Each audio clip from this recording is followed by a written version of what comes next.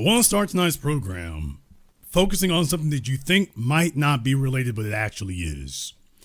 I want to start talking about a story that happened here about almost 90 days ago. About 90 days ago. A little over that, actually. An article about Saks. Saks, at the time, was suing a reporter for Puck News. Suing a reporter for Puck News, claiming that their outlet was running hit pieces against Saks, and talking about the reporter's conflict of interest. Says here, luxury giant Saks Global this was back in October 2025, 90 days ago, 3 months ago. Saks Global sued the publisher of Puck News, claiming that the site failed to disclose a reporter's conflict of interest as he churned out a series of negative, quote, hit pieces on the company that have allegedly costed hundreds of millions of dollars. The owner of Saks Fifth Avenue, and Neiman Marcus, alleges that Puck News columnist William D. Cohen, whose books have included House of Cards about the 2008 financial crisis, penned a series of articles this year, this is 2025, that falsely suggested the privately owned retailer would file bankruptcy. So 3 months ago, this guy writes a number of articles saying Saks Fifth Avenue, who also owns Neiman Marcus, Saks Global is going to go bankrupt. They're in financial trouble. They're going bankrupt. In their lawsuit, it said that Puck failed to disclose that Cohen had an axe to grind, noting that he had admitted he had previously been fired from a financial firm where he worked with, quote, individuals who would go on to lead Saks Global's biggest investor, according to the complaint filed on Tuesday in Delaware State Court. So, Saks sued because this guy here wrote a series of articles last year informing the public that Saks was in financial trouble, that Saks was heading to bankruptcy. Their response was to sue him and his publisher. Well, folks, 90 days later, and 90 days later, this happened. 2 days ago, Saks Global files for bankruptcy amid luxury market strains. You want to know the extent that these companies will go to, that their CEOs will go to, that their leaders will go to in order to conceal these things until the very last moment. And isn't it interesting? Right after they get to the new year, just as soon as the new year starts, they file for bankruptcy. So in other words, Mr. Cohen was dead on that was exactly what was occurring the entire time. I want to go down to the article here just a little bit. Saks Global, the parent company of luxury retailer Saks Fifth Avenue, filed for Chapter 11 bankruptcy protection late Tuesday, not even Tuesday morning. The company has struggled with a heavy debt load following its purchase of rival Neiman Marcus in 2024. Saks was in a precarious financial situation before its Neiman merger, and the combination of luxury department stores failed to drive enough efficiencies to overcome the company's massive debt load. So in other words, they tried to pull an LVMH. They tried to pull a Bernard Arnault, and it didn't work. The merger was also ill-timed, as Americans have shifted their retail habits in recent years away from big department stores. Lie. Actually, this is not true, but then again, the old defunct legacy media, they've been saying this now for 20 years, and in reality, the evidence is actually going in the other direction. Some legacy retailers, some have struggled to keep up. Macy's closed hundreds of stores in 2024, and Lord & Taylor went out of business in 2020. Many shoppers have grown disillusioned. Many shoppers, who are the shoppers?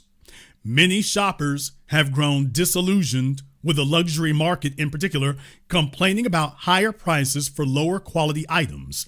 And those who are still shopping luxury are increasingly buying from the brands themselves in a direct-to-consumer strategy, cutting out middlemen like department stores. Now, there's a reason why I'm bringing this up. Just to cap this off here, Saks has struggled to pay its vendors. In early January, Metric stepped down as CEO. Okay. He steps down right after they sue people. Okay. Reportedly, after the company missed a large debt payment. So he was the guy in charge. And remember, the CEOs and whatnot, they know the company's true financial condition. They know the company's true financial health. So if he steps down and then a couple of weeks later, the company files for bankruptcy, he knew this was coming the whole time. He knew it was coming the whole time. So that was going on there while this was happening. If they knew this was coming, why in the world were they suing people? Why in the world were they suing people if they knew that that was what was coming? But more importantly, why is it that this happened in the first place? And that's the part that they were getting to down there. They are in trouble. They are in trouble. And the reason that they are in trouble is because Gen X and Gen Z are no longer buying from these people in the amounts that they used to. Let me go ahead and give you a brief reminder here. If you'll remember Saks and the Macy's Day Parade, when we were children, they were all staples. They were all staples. The Thanksgiving Day Parade, remember, for those of us who are half a century old, you used to watch that on television. Oh man, that was a staple on TV. Every holiday season, remember they used to have the Spider-Man float, the Snoopy floats, the Macy's Day Parade. Oh, they'd be going by all these stores on 5th Avenue and 34th Street and whatnot. Remember that as children, even as adolescents to a certain extent, and then you started watching it go down. What I'm telling you is that our parents and grandparents, these were staples. This is how powerful these companies were. This was how large their clientele was. This was how stable their profits were. This was how dominant they used to be. That for our parents and grandparents, these were just staples, like the Super Bowl. Don't tell me about what can last forever and what's never going to go away. We all remember when you used to have these parades all the time and they're no longer there. Or at least not nearly the force they used to be. Because those were events. Those were things the television networks could center their programming around. Those were events. No longer. What changed? What happened? I'll tell you what happened. The World War II generation built the wealth. And the World War I generation and World War II generations built up the wealth. And the baby boomer generation did not increase the wealth. They just went straight to squandering it. And now, as all of them are dying out because they're no longer just getting old, they are now just dying out completely. They're in their 70s, 80s, and older. They squandered all the wealth. And because the children don't have any, the dollar has been devalued. You're in an era of basic pseudo hyperinflation. Your parents didn't have outsourcing all over the damn place. Your parents didn't have 401ks to replace a real pension.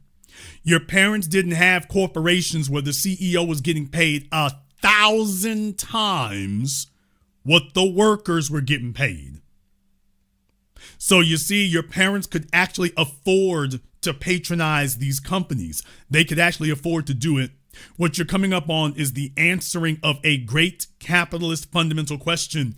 How are you, if you liquidate all the wealth from the workers, if you outsource all the wealth from the workers, if you outsource the jobs, if you take away the wealth and everything, how are you going to keep these companies in business if you make it your job to get rid of the workers, get rid of the workers' wages, get rid of the workers' payments, liquidate as much as you can? How are you going to keep these companies in business?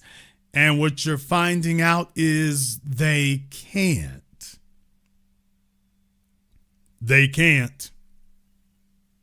It's all falling down and all going to hell. Need more of a reminder? You need more of one? Oh, it goes well beyond just the regular here. Forbes has put out an article that some of you may have heard about. If you hadn't, let's go ahead and get you up to speed. Is the world going sober? $830 million wiped off liquor stocks as Jim Beam halts output. What? Damn! You are not on your way to trouble. You're not on your way to collapse. You're not on your way to things going badly. You're already there. You are already in the middle of it. This was as of January 2nd, a little bit over a week ago. I mean, right after New Year's, people. Right after the new year. Neiman Marcus, Saks Global files for bankruptcy. Jim Beam says we're halting output. Yeah, they all waited till the beginning of the year and then dropped the hammer. Let me go. I want to read from this article here in Fortune because I want you all to see what they're talking about. Says, here's some sobering news. One of America's most storied whiskey makers is going silent, at least for a year. For a year. Jim Beam, the 230-year-old Kentucky bourbon icon, will halt production at its main Claremont distillery for all of 2026. Damn! Damn! Marking the first pause in modern history at the flagship site. The move sends shockwaves through Kentucky's $9 billion bourbon economy. $9 billion in Kentucky. You about to take a hit. And signals deeper cracks spreading through the global alcohol industry. The stoppage occurs at the same time as nearly $830 billion has been erased from the market value of the world's leading beer, wine, and spirits companies for over 4 years, according to Bloomberg Index. So they need to get this title straightened out. It says million up here, but it says billion down here. Over 4 years, according to the Bloomberg Index, a downturn is fueled by a potent mix of trade tensions, oversupply, shifting consumer habits. Who are the consumers? Shifting consumer habits and mounting health concerns. A sector once viewed as recession-proof. You mean the baby boomers and whatnot? The baby boomers and whatnot? Yeah, they were able to get drunk as a skunk. They were able to get drunk as a skunk back then. Your old granddaddy, your uncle, they could afford to do that. You can't afford to do that. You see, the job had to keep them. Outsourcing wasn't a threat. Outsourcing them wasn't an option. For you, they're looking for reasons to get rid of you. What if people are simply choosing to drink less? So they go on down here, and I want to skip down to this part here. For Kentucky distillers who rely on long-term export contracts, the sudden market freeze from the tariff war was devastating. Bourbon ages slowly. Barrels filled years ago can't be easily rerouted to new buyers. Instead, they simply piled up, where they are now sitting on a record 16.1 million aging barrels. For those of you who don't know how spirits are made or how bourbon is made and liquors are made like that, Jim Beam, Jack Daniels, and whatnot, the whiskeys, they have something called the aging house. You should go look up the documentaries on these things. They're rather fascinating, but they put them in these wooden barrels because the wooden barrels, of course, if they're made of maple or whatever, they soak up the flavor and whatnot from the wooden barrels, and they put them in these big wooden silos they call the aging houses. And they sit there. In some cases, they'll sit there in the aging houses for years. But eventually, when they reach their potency, they're supposed to leave the aging houses and go get bottled. The problem is if people are canceling contracts, there's nowhere to bottle them to send them to because nobody stores stuff anymore. At least companies don't want to store things anymore. They want just-in-time distribution, what they call it, which means they want to minimize their warehousing because they're trying to cut costs as much as they can. Now that you have entire industries that don't warehouse things, they just do just-in-time distribution, well, they've now strangled their ability to store these things. For nearly 2 decades, they say, distillers scaled up aggressively, betting that global demand would keep climbing well into the 2030s. Did they actually look at the customer base to see whether or not that was true? Did they actually check on that to see if that was true? Or did they just sit up here and say that, well, it's going to keep going up because you need it to keep going up? Did they do that because they did a market analysis that showed, yeah, this is going to keep, the party's going to keep going on? Or did they say this because they needed to say it to keep shareholders happy, to keep lenders continuing to give money? Somebody said that America used to make products and services. Now America just makes bubbles. It was a bourbon gold rush of sorts, but bourbon's long aging cycle, often 6 to 10 years, turned the excitement around expansion into a liability. Jim Beam's parent company, Suntory Global Spirits, now faces both excess inventory and weaker demand, forcing the 1-year halt at its main U.S. site. Nearly 1,500 Kentucky jobs are tied to operations at that Claremont facility. The company says layoffs aren't planned. Wanna bet? Lie. Tours, bottling, and storage will continue while production will shift to smaller sites. Diageo has also reduced whiskey production in Kentucky, Tennessee, and Texas. Oversupply is industry-wide. Now, why is that? Are drinking habits really changing? 830 million gone and counting. Okay, they need to choose a number and stick with it. The short answer is yes. In a recent Gallup poll, research shows that drinking is at a record low. Could it be that Gen X and Gen Z did not want to be like their parents? Could it be that now that we are having to seize the reins and controls of power, that they've decided they don't want to be like their parents? So the staples of alcohol and getting sloshed in liquor, the Gen X and Gen Z have moved away from that, as identifying it as cultural failure. Currently, only 54% of U.S. adults are drinking alcohol.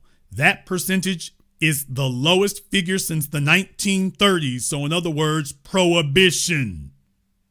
Why didn't they say that? So in other words, the lowest has been since basically prohibition. When Gallup began tracking this data, that number sat at 62% in 2023 and 58% in 2024. For the first time, over half of Americans now consider even moderate drinking harmful to their health.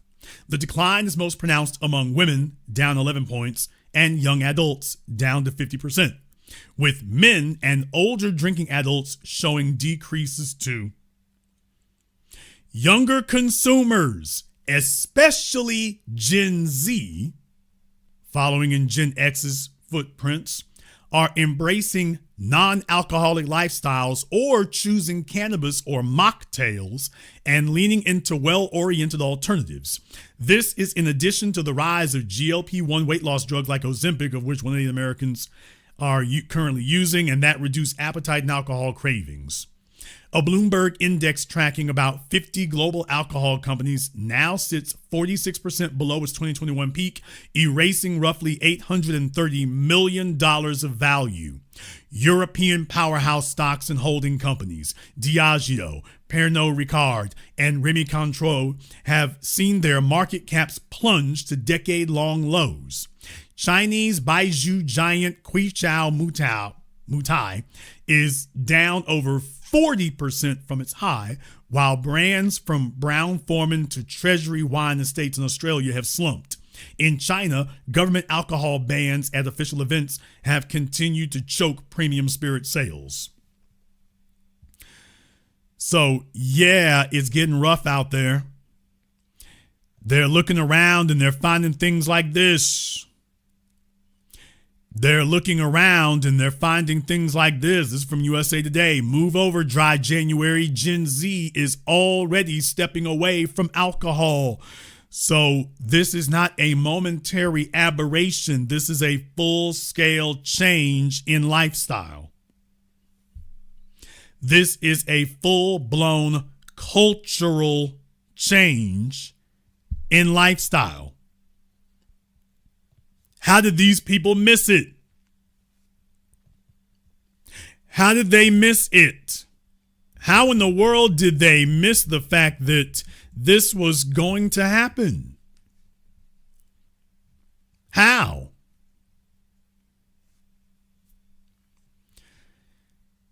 It goes beyond that, though, folks. It goes beyond that. You see, these other folks out here have been making up things as they go along, and they want you to believe everything's all right because they've got something to sell. They've got something to sell, and as a result, they want you believing things. They want you to believe things. You see, the party was good, and the party was great for a little while, but case in point here, Volkswagen. Volkswagen has announced that they are closing first ever production plant closure at a German plant. And this is their main one. Dateline, Dresden, Germany. Talk about the new bombing of Dresden. Volkswagen will halt vehicle production at its Dresden plant this week. This is back in December, marking the first production shutdown at a German site in the automaker's 88-year history. The decision comes as Europe's largest car maker faces mounting cash flow pressure from weak demand in China and Europe, as well as U.S. tariffs affecting American sales.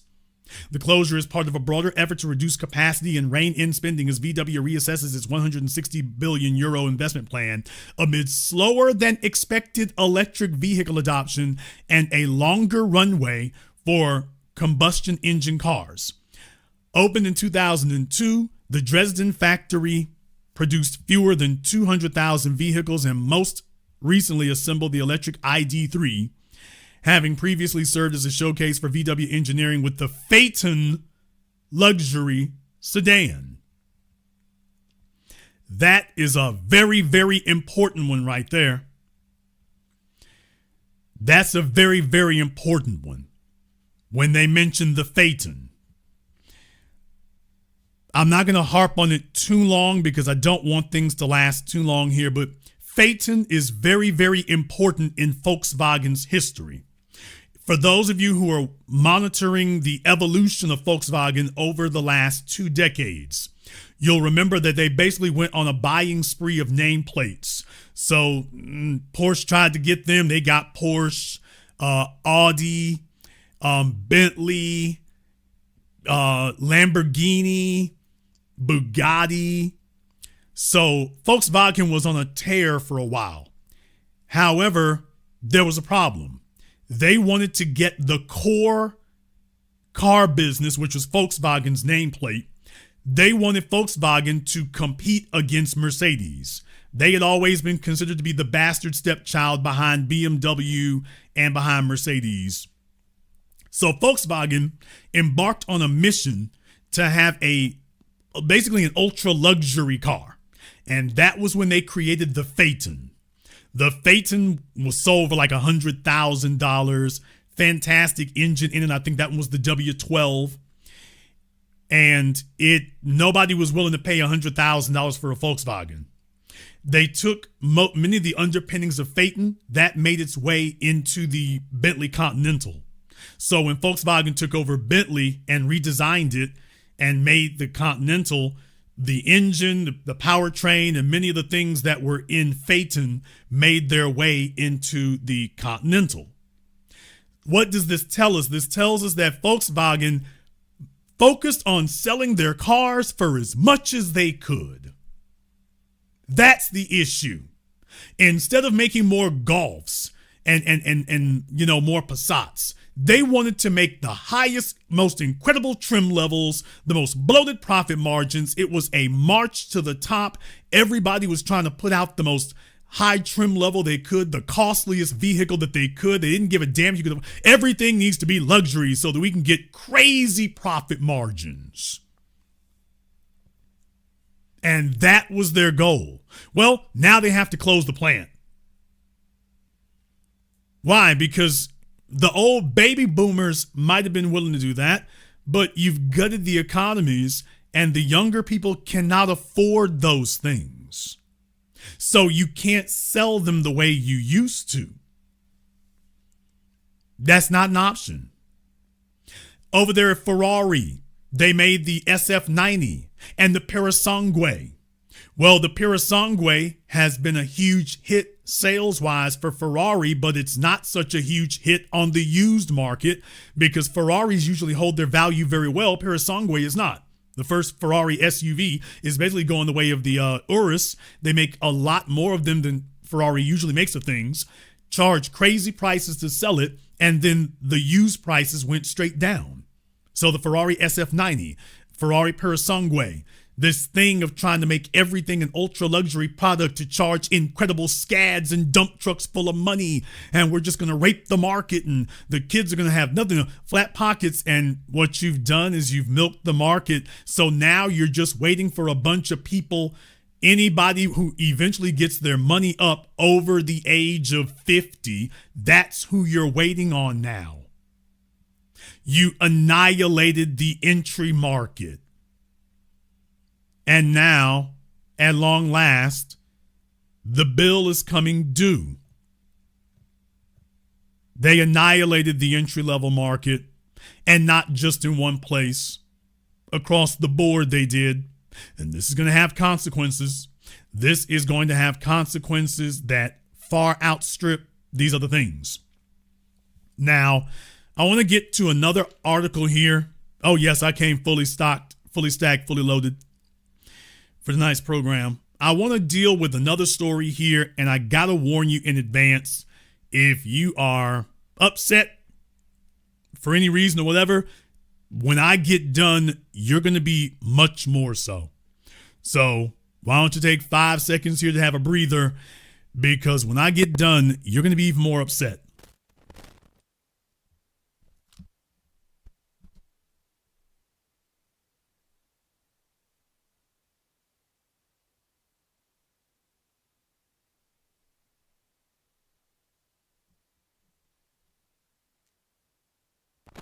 There's an article from the Wall Street Journal. This is an article from the Wall Street Journal. And you can pretty much see it all here. Let me go ahead and blow this up so you all can read this a little bit better. It says, baby boomers and older Americans have spent decades amassing one of the largest concentrations of private wealth in history. Now that wealth is starting to be passed down to the next generation, and it's having a ripple effect across the high-end property market.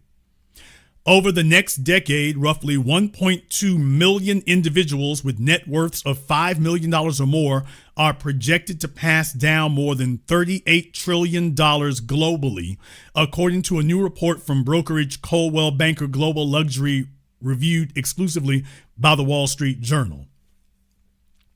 Real estate is poised to play a significant role in the great wealth transfer.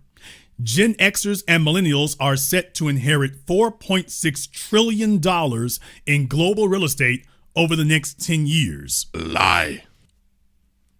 That is a lie. That is not going to happen. This is a lie that the media keeps bandying around because they want you to just hang in there, hang in there, hang in there. Trust us, things are going to get better. Hang in there. They are lying. These are outright lies. This is false. This is not going to happen. They've been talking about this now for 10 years. It isn't occurring because it can't occur.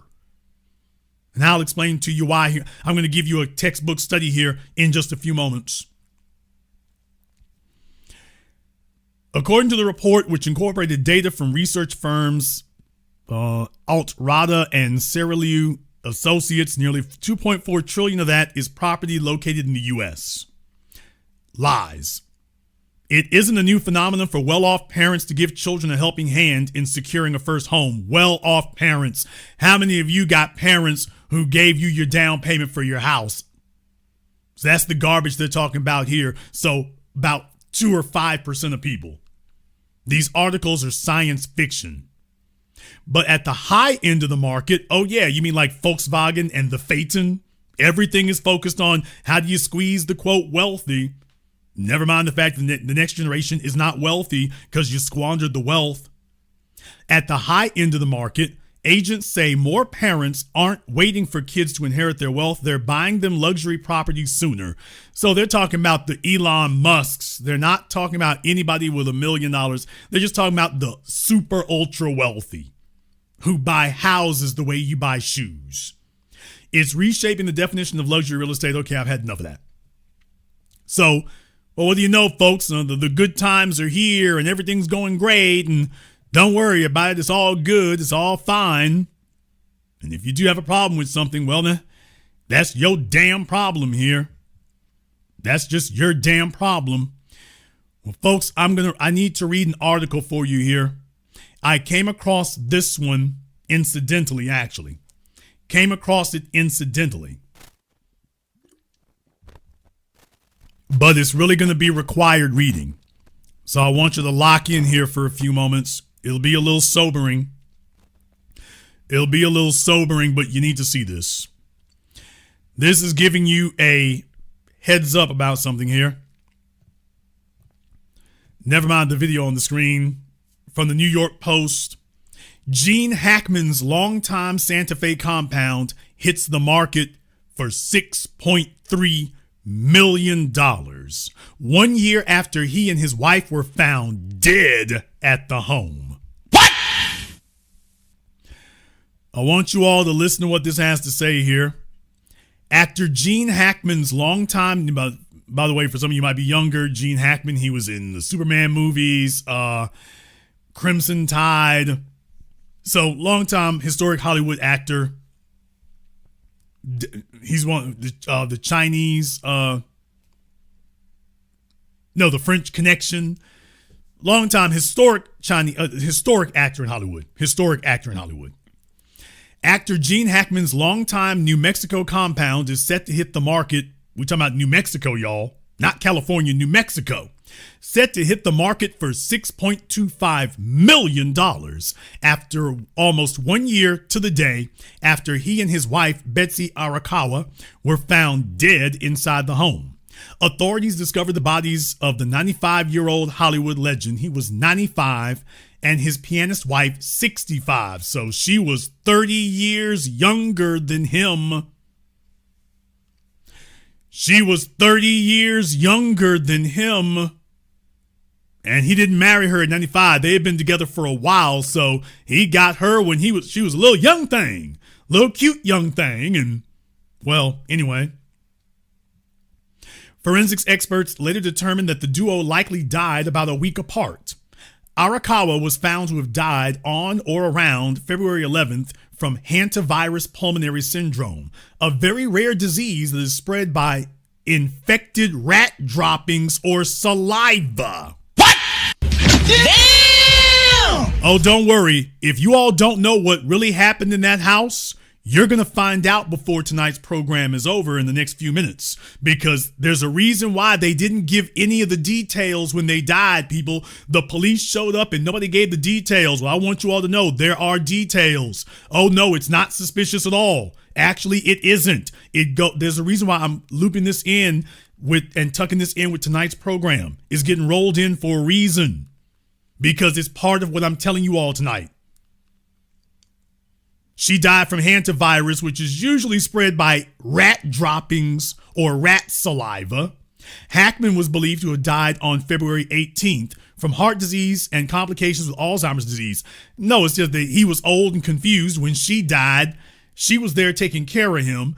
And when she died, well, you're going to die right after. And that's what occurred. So the listing agents noted to the outlet that they are aware the property's tragic past may deter some prospective buyers, noting that they did not add the usual celebrity premium to the home's asking price for that reason. So that $6.25 million, oh, that's them cutting you a break, actually. They're cutting you a break, actually, people.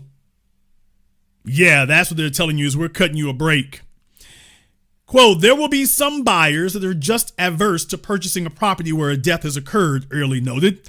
There are other buyers for whom that doesn't matter. We're selling the property on its virtues and all of the positives. You all, these old folks and the generational wealth, they are ruthless. They are ruthless. They are shameless.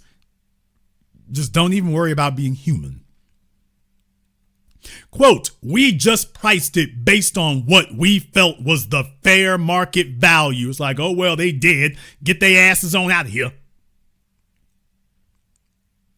Early and Allen are also taking steps to ensure that the property's listing is not viewed as an outlet for morbid curiosity, noting that they would be carefully vetting all parties interested in viewing the home in person. Okay. According to listing agents, Hackman and Arakawa had slowly built up the compound over the years. Keep that sentence in mind. They were building up the compound. Okay, I need details. Adding a 3-bedroom primary residence as well as a studio space. The estate includes a 3-bedroom guest house, a putting green, a lap pool, and a hot tub. He's 95 years old, as well as dozens of acres of wooded land. Man, this is what they're doing. Airly noted that some maintenance is required on the property. So, yeah. However, the property had undergone some updates. Now, some updates with the Journal noting that it has several modern design features, including floor-to-ceiling windows that highlight the dwelling's beautiful surroundings. This is what, now this was Hackman and Arakawa, by the way. So she was a little young thing there, now wasn't she? Well, this is actually a little bit longer. That was actually a little bit longer in it. By the way, one more thing, folks. You all remember that Gene Hackman had announced that he was retiring from acting. Remember that? How many of you remember here about 20 years ago, I believe it was, Gene Hackman had announced that he was retiring from acting? It caught people by surprise because he didn't seem to be that old. I mean, he was a senior citizen, but he was still seemed to be very potent. He didn't seem to be that old, but he announced that he was retiring from acting. And it caught a lot of people off guard. And at the time, a lot of us couldn't figure out why he was doing that. Then you find out that he had Alzheimer's, and then suddenly, I'll be damned, it all makes sense. He knew he had Alzheimer's. He said he was retiring from acting, never explained why. Same thing for Bruce Willis. Bruce Willis apparently had a stroke. They just kept saying aphasia, but aphasia is a side effect of stroke. They didn't say stroke, and that's why Bruce Willis has basically not been seen anymore. Very unfortunate, but these things are important to understand also. It really, really is. So here's the part I wanted to get to right here. Jason, why did you go through this story? Because of this part right here. Attorney Julia L. Peters is overseeing the administration of Hackman and Arakawa's estate. It is currently unclear whether the actor left anything to his 3 children. What? Christopher, Elizabeth, and Leslie, whom he shared with his first wife, Faye Maltese. Hackman had previously been estranged from his children confessing that his commitment to his Hollywood career had strained their relationship. Sounds like his commitment to Arakawa. $6.2 million house, his Hollywood legacy, all the trimmings, all the wealth. And just understand, while the Wall Street Journal is trying to gaslight you into believing that they're going to pass something down to you, they're not even passing anything down in the wealthy corners. He's dead, and they're auctioning off the house, and the kids ain't got a damn thing to do with it. That means he wrote them out of the will. That means that he wrote them out of the will. This woman here, Julia L. Peters, that's the person in charge of Gene Hackman's estate. The children don't have anything.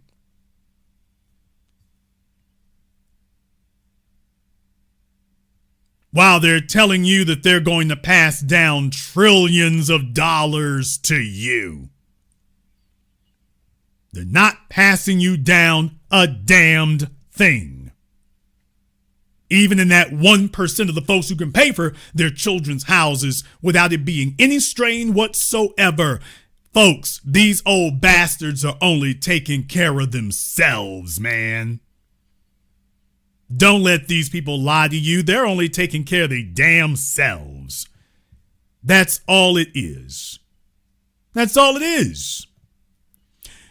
Now, as promised,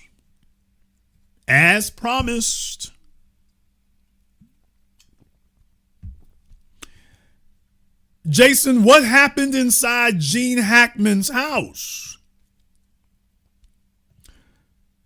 This is what happened. From Realtor.com, police photos taken inside Gene Hackman and Betsy Arakawa's $4 million home show it filled with clutter and garbage. There's Gene Hackman and there's her. So back when she was a lot younger, she was Instagram ready back then. So old Gene Hackman, I'm a big man in Hollywood. I'm a legend. We got the nice suits. He shows up at the NBA games. He went and got him a little Asian chick and said, man, damn them kids. To hell with them kids. I got my little Asian hottie over here, man. Damn y'all. I'm balling out. Let me go get me this multi-million-dollar house in New Mexico. Let me grip the little bony butt cheeks. And we riding out. So I want to show you a younger photo of them so you can see, why'd he leave his wife? It's like, oh, okay. Yeah, there it is. Take a look at that look on his face. Yeah, there it is. Look at the suit. Yeah, there it is. There it is. Right there. I could say a lot here, people. I could do that. I'm not going to do that. What I'm going to do is just go ahead and hit y'all with the stuff right here. You want to know? Here's a picture. A la Whitney Houston. Remember that she died from hantavirus? Remember that she died from hantavirus? Here are the pictures, folks. The police didn't want to release this. Here are the pictures. Remember, she died from hantavirus. These are pictures inside the house. These are pictures inside the house. Look at this. Clothes that are still in plastic. Now, whether they got them dry cleaned or whether they were new, clothes still in plastic. A house full of clothes. She's 65, he 95 with stuff, just piled up stuff. You don't have a relationship with your damn kids. But there's stuff. A bunch of pictures of herself. Says one of the couple's 3 dogs was also found dead inside the home, just a short distance from Arakawa's body, which was discovered in a bathroom. She didn't even call the ambulance or anything, folks. Didn't even call an ambulance. In the weeks since their deaths, new details about their living situation, wow, isn't that a charitable way of putting it, have been brought to light by the Santa Fe Sheriff's Department and the New Mexico Department of Public Health, which revealed in a report made on March 5th that several structures on the couple's property had contained evidence of a rodent infestation. Several structures. Not one, several. The records, which were obtained by CNN, stated that inspectors had found rodent feces in 3 garages. While most of you here, your parents aren't going to pass you down 1 garage, they had 3.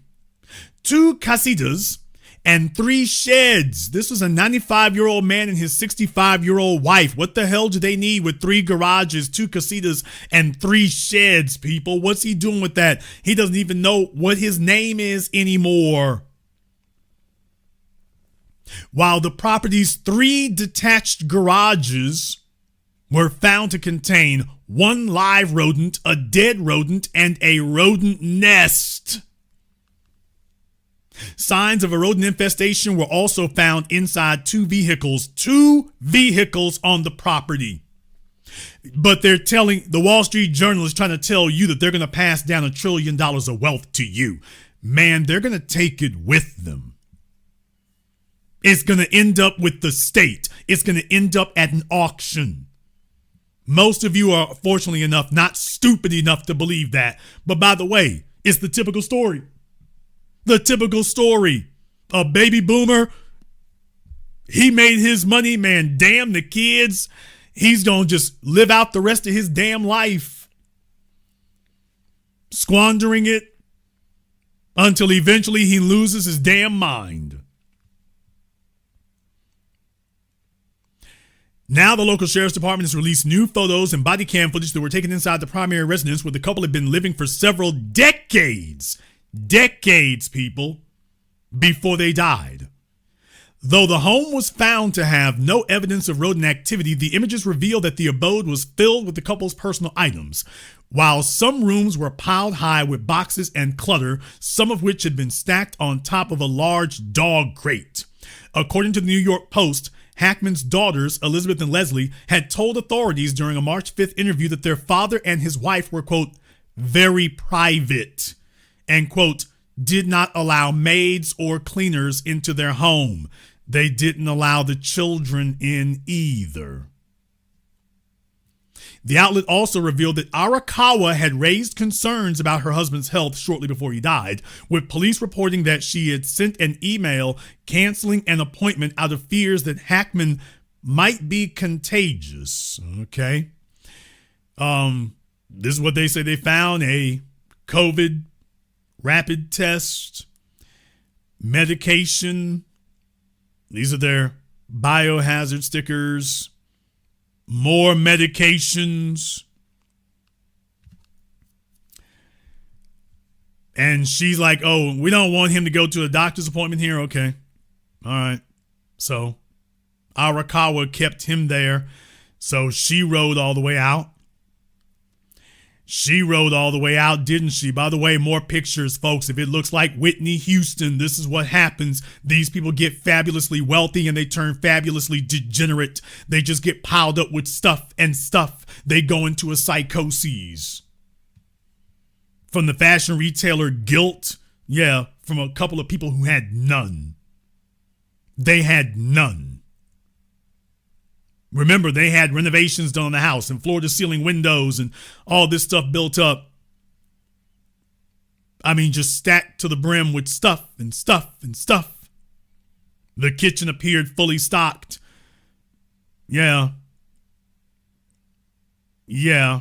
So they can look out into the woods. He can't even go out there. Okay, the kitchen was filled with groceries. Bon appetit. Bon appetit. There's the house. There's the outside. You can't freaking take it with you. You can't take it with you. But by the way, yeah, that's what they did.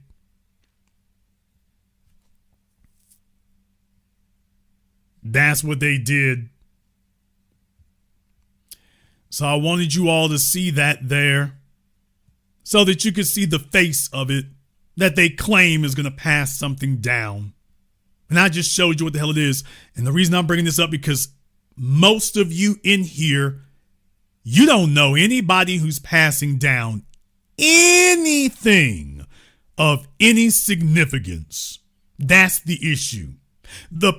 If your folks already make $10 million, What the hell do they need to give you money down payment for a house for? They've already made sure you got into your Ivy League schools with your bullcrap MBA degree. You're already set. For those of you who actually do need it, for those of you who actually do need that kind of a leg up, neither you nor anybody you know is in line to receive anything. As a matter of fact, these old bastards are going to hold on to it till they're gone. You're not going to get anything. If you do, you're going to have to go get it yourself. So what the hell good is their house when you had to go buy one of your own? That's the thing that these news outlets keep overlooking, because they want you to just sit content and not sit up here and revolt over what's happening. People, practically all of you are going to have to take care of your own living arrangements. Your parents are not passing down a house to you. You can't wait for them. You'll be in your damn 50s or 60s or something. You can't wait for them to pass you down their house. You got to go get your own. So that's why I'm telling you, these are lies. You will not be able to wait for your parents to kick off so you can go grab their house. That's not going to do you any good. You're going to have to go out here into this economic jungle and go get one for yourself, in which case now theirs becomes irrelevant. All you can do is wait till you're a senior citizen to sell theirs, because it's not like you moving into it. So all of you sitting here tonight, practically all of you, this is a story that you have either seen or you have lived. Ain't nobody passing you down nothing, and you don't know anybody who's getting anything of any significance. For the ones who do get something, it's not like they're getting $1 million or $2 million cash. They're not getting anything. Most of these bastards don't even have a life insurance policy.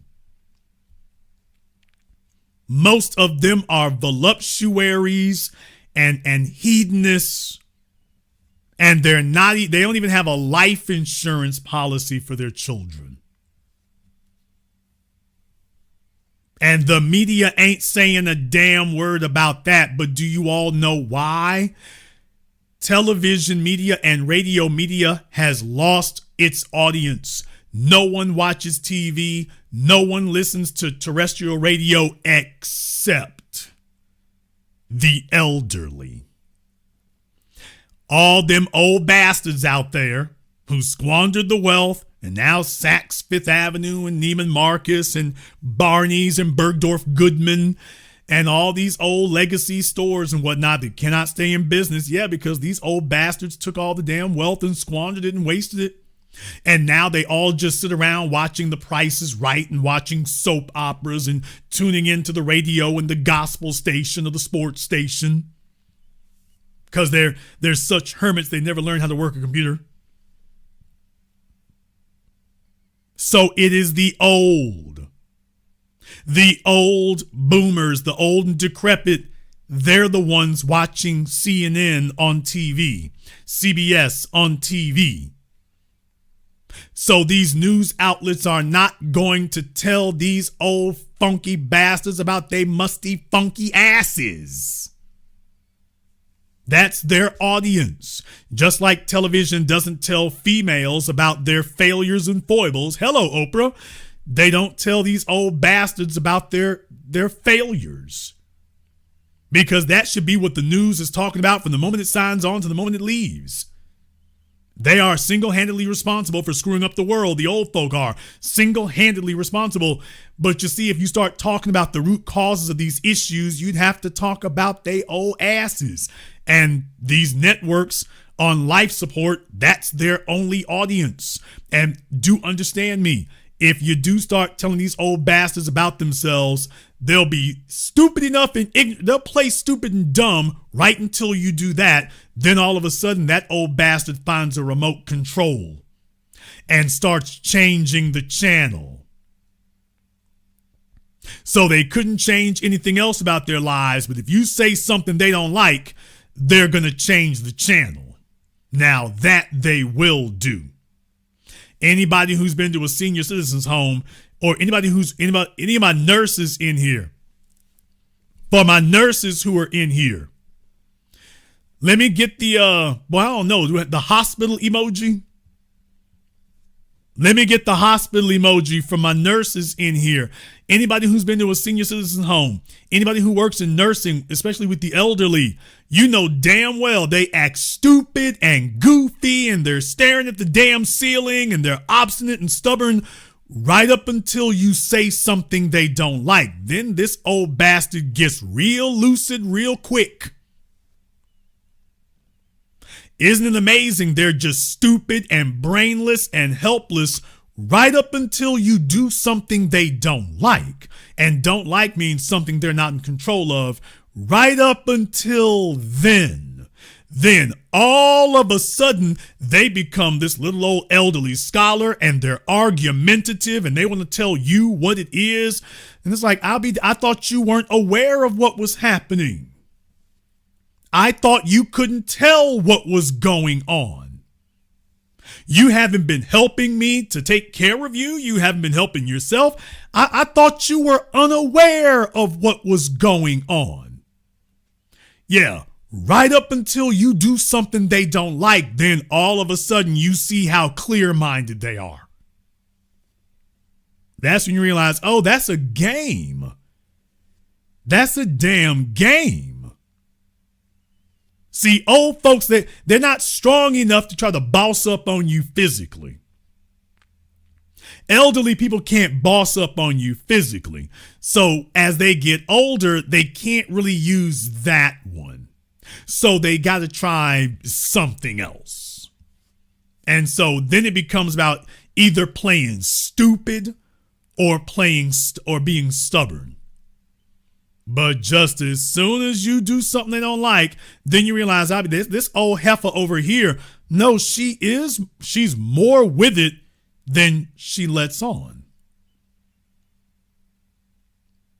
Okay, but then I'm telling you all, if you go digging back through the crates, and go check them out when they were in their 40s or 50s, you realize, damn, they were like this the whole time. They didn't get old and become obnoxious and difficult. You've been an old, conceited, narcissistic, obnoxious ass your whole damn life. Giving them money only weaponized them even more.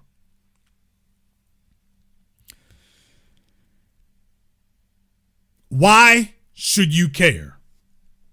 Why is it important? Why is it that the young, those with a future, are backing off of this stuff? Why are they doing that? They're doing that because it's dangerous. This from CNN. They're doing it because it's dangerous. Take a look at this story from CNN. Hot off the presses, letting you know just how dire this is. This was from today, people. This is from today. Financial stress may be as bad for the heart as traditional risk factors for cardiovascular disease.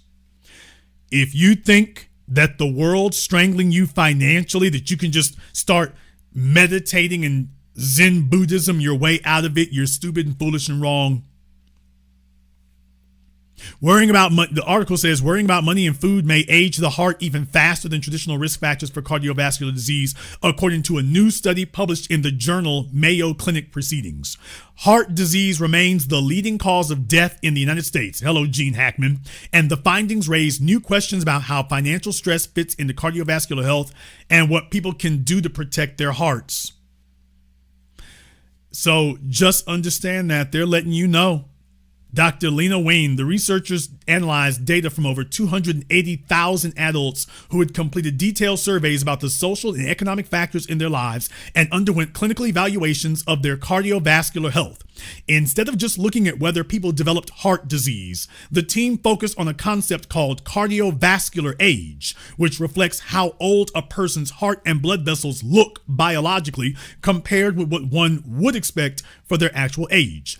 They found that people who reported higher levels of financial stress and food insecurity tended to have evidence of more advanced cardiovascular aging, even after accounting for traditional medical risk factors.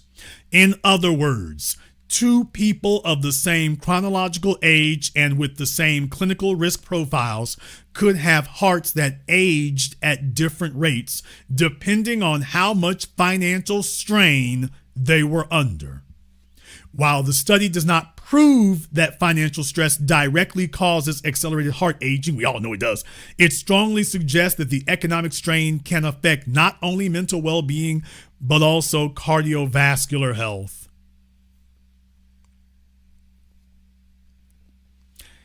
The article goes on to talking about, cortisol and adrenal effect on blood pressure, heart rate, inflammation, metabolism. You get the idea. If you think that these people stressing you financially, if you think it is harmless, if you think this is harmless, if you think it's just annoying but isn't harmless, I want you to understand it is. Well, what are they doing?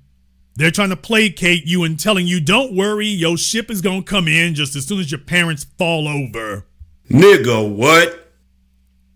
Yeah, as soon as your parents kick off, don't worry. You ain't got nothing right now, but as soon as your parents die, don't worry, they'll pass it on to you. Hopefully you're not too decrepit your damn self for it to do you any good. And hopefully they didn't leave a bunch of debt.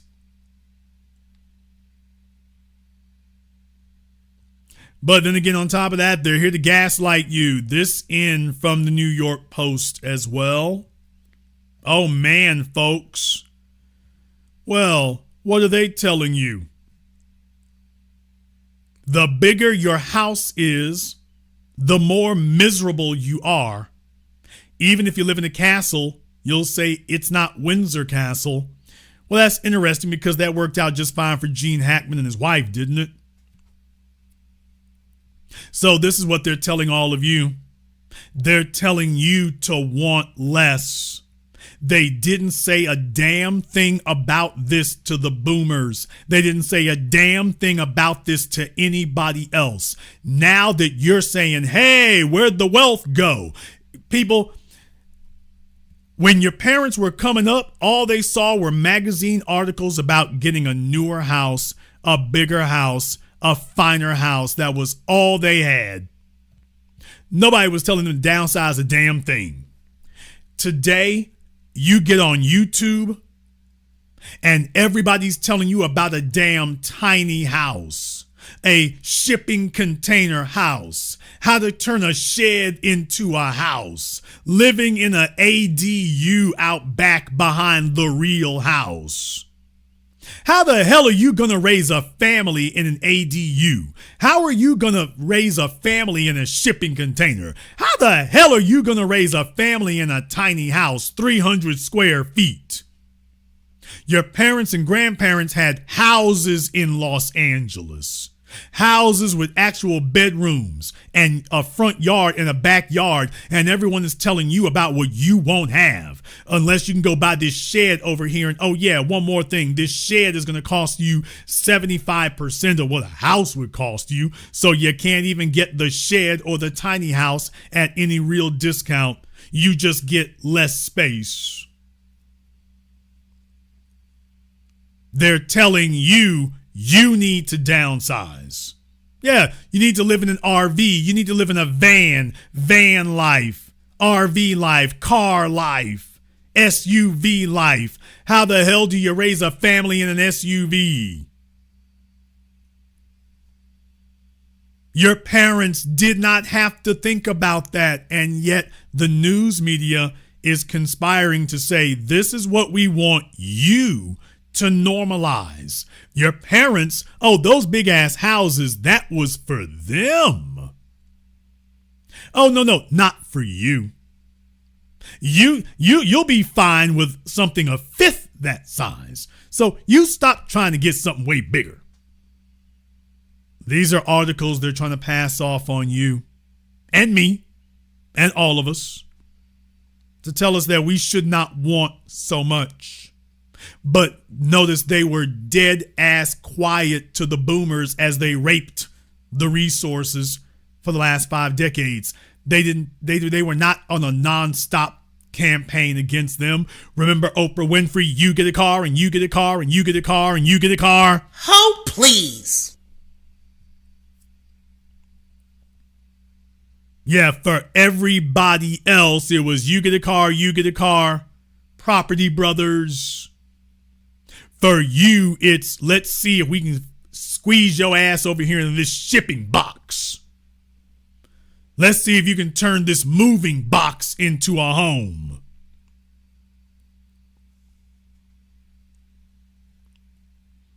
I know I hit you all with a lot here in the last hour, but it was essential as we start off the new year here. I am going to say something to you all that I said on my last Patreon. I usually don't mix these things, but I'm going to say something to you all that I said on my last Patreon. If you're not members of my Patreon, the link is in the description. If you choose, I told them that 2026, I need you to make a commitment. You've been bull jiving, you've been playing around, you've been messing around. I want you to make a commitment that 2026, you are going to commit to make 2026 the hardest year of your life. What? Damn! I want you to commit to make 2026 the hardest year of your life. Don't think about 2027. Don't think about 2028. Just 2026 in and of itself, by itself. I want you to dig in. I want you to work more hours. I want you to invest in yourself. I want you to live lean, no extra spending, no nothing. You need to hunker down and put as much investment into yourself as you can. You need to have this be the hardest working year that you've ever had. It needs to be nothing but eat, sleep, work, repeat. These old bastards stole your inheritances. They stole your inheritance. They stole your wealth. They don't have it. And they're the ones who run the corporate media. The corporate media is telling you, yep, ain't nothing wrong. Now you're sitting around looking for the comfort. And you hear these phrases like, you will own nothing and be happy. People, do you realize that's across the damn board? Let me explain something to you. Right now, the car industry, which is why I showed you what was happening over there at Volkswagen, the car industry is run by whom? The baby boomers. Take a look at who runs General Motors, Mary Barra and Mark Royce. Go take a look at them. And what are they doing? They're putting out a bunch of overpriced vehicles at the very top of the market. Terrible, raggedy, defective, recalls everywhere. Toyota, no better. Recalls everywhere for Toyota now. But everybody wants to charge $100,000 for a car. For a car that is expected to last for 36 months. That's what they want to do. 36 months. So you're going to pay more for a car that's ever cost, and you're going to get less than you've ever gotten. You're going to pay more for a car than you've ever paid, and you're going to get less than you've ever gotten. Now, that's not accidental. That's not accidental when that happens. This is a deliberate effort here. No one has protected you. The old bastards of the civil rights generation and the baby boomer generation, they only concern themselves with getting a job at the plant. They only concern themselves with getting a job at the plant. That was all they wanted to do. Well, this is the result. You see, they were supposed to safeguard those jobs and everything so that they would be passed down to you as it had been passed down to them.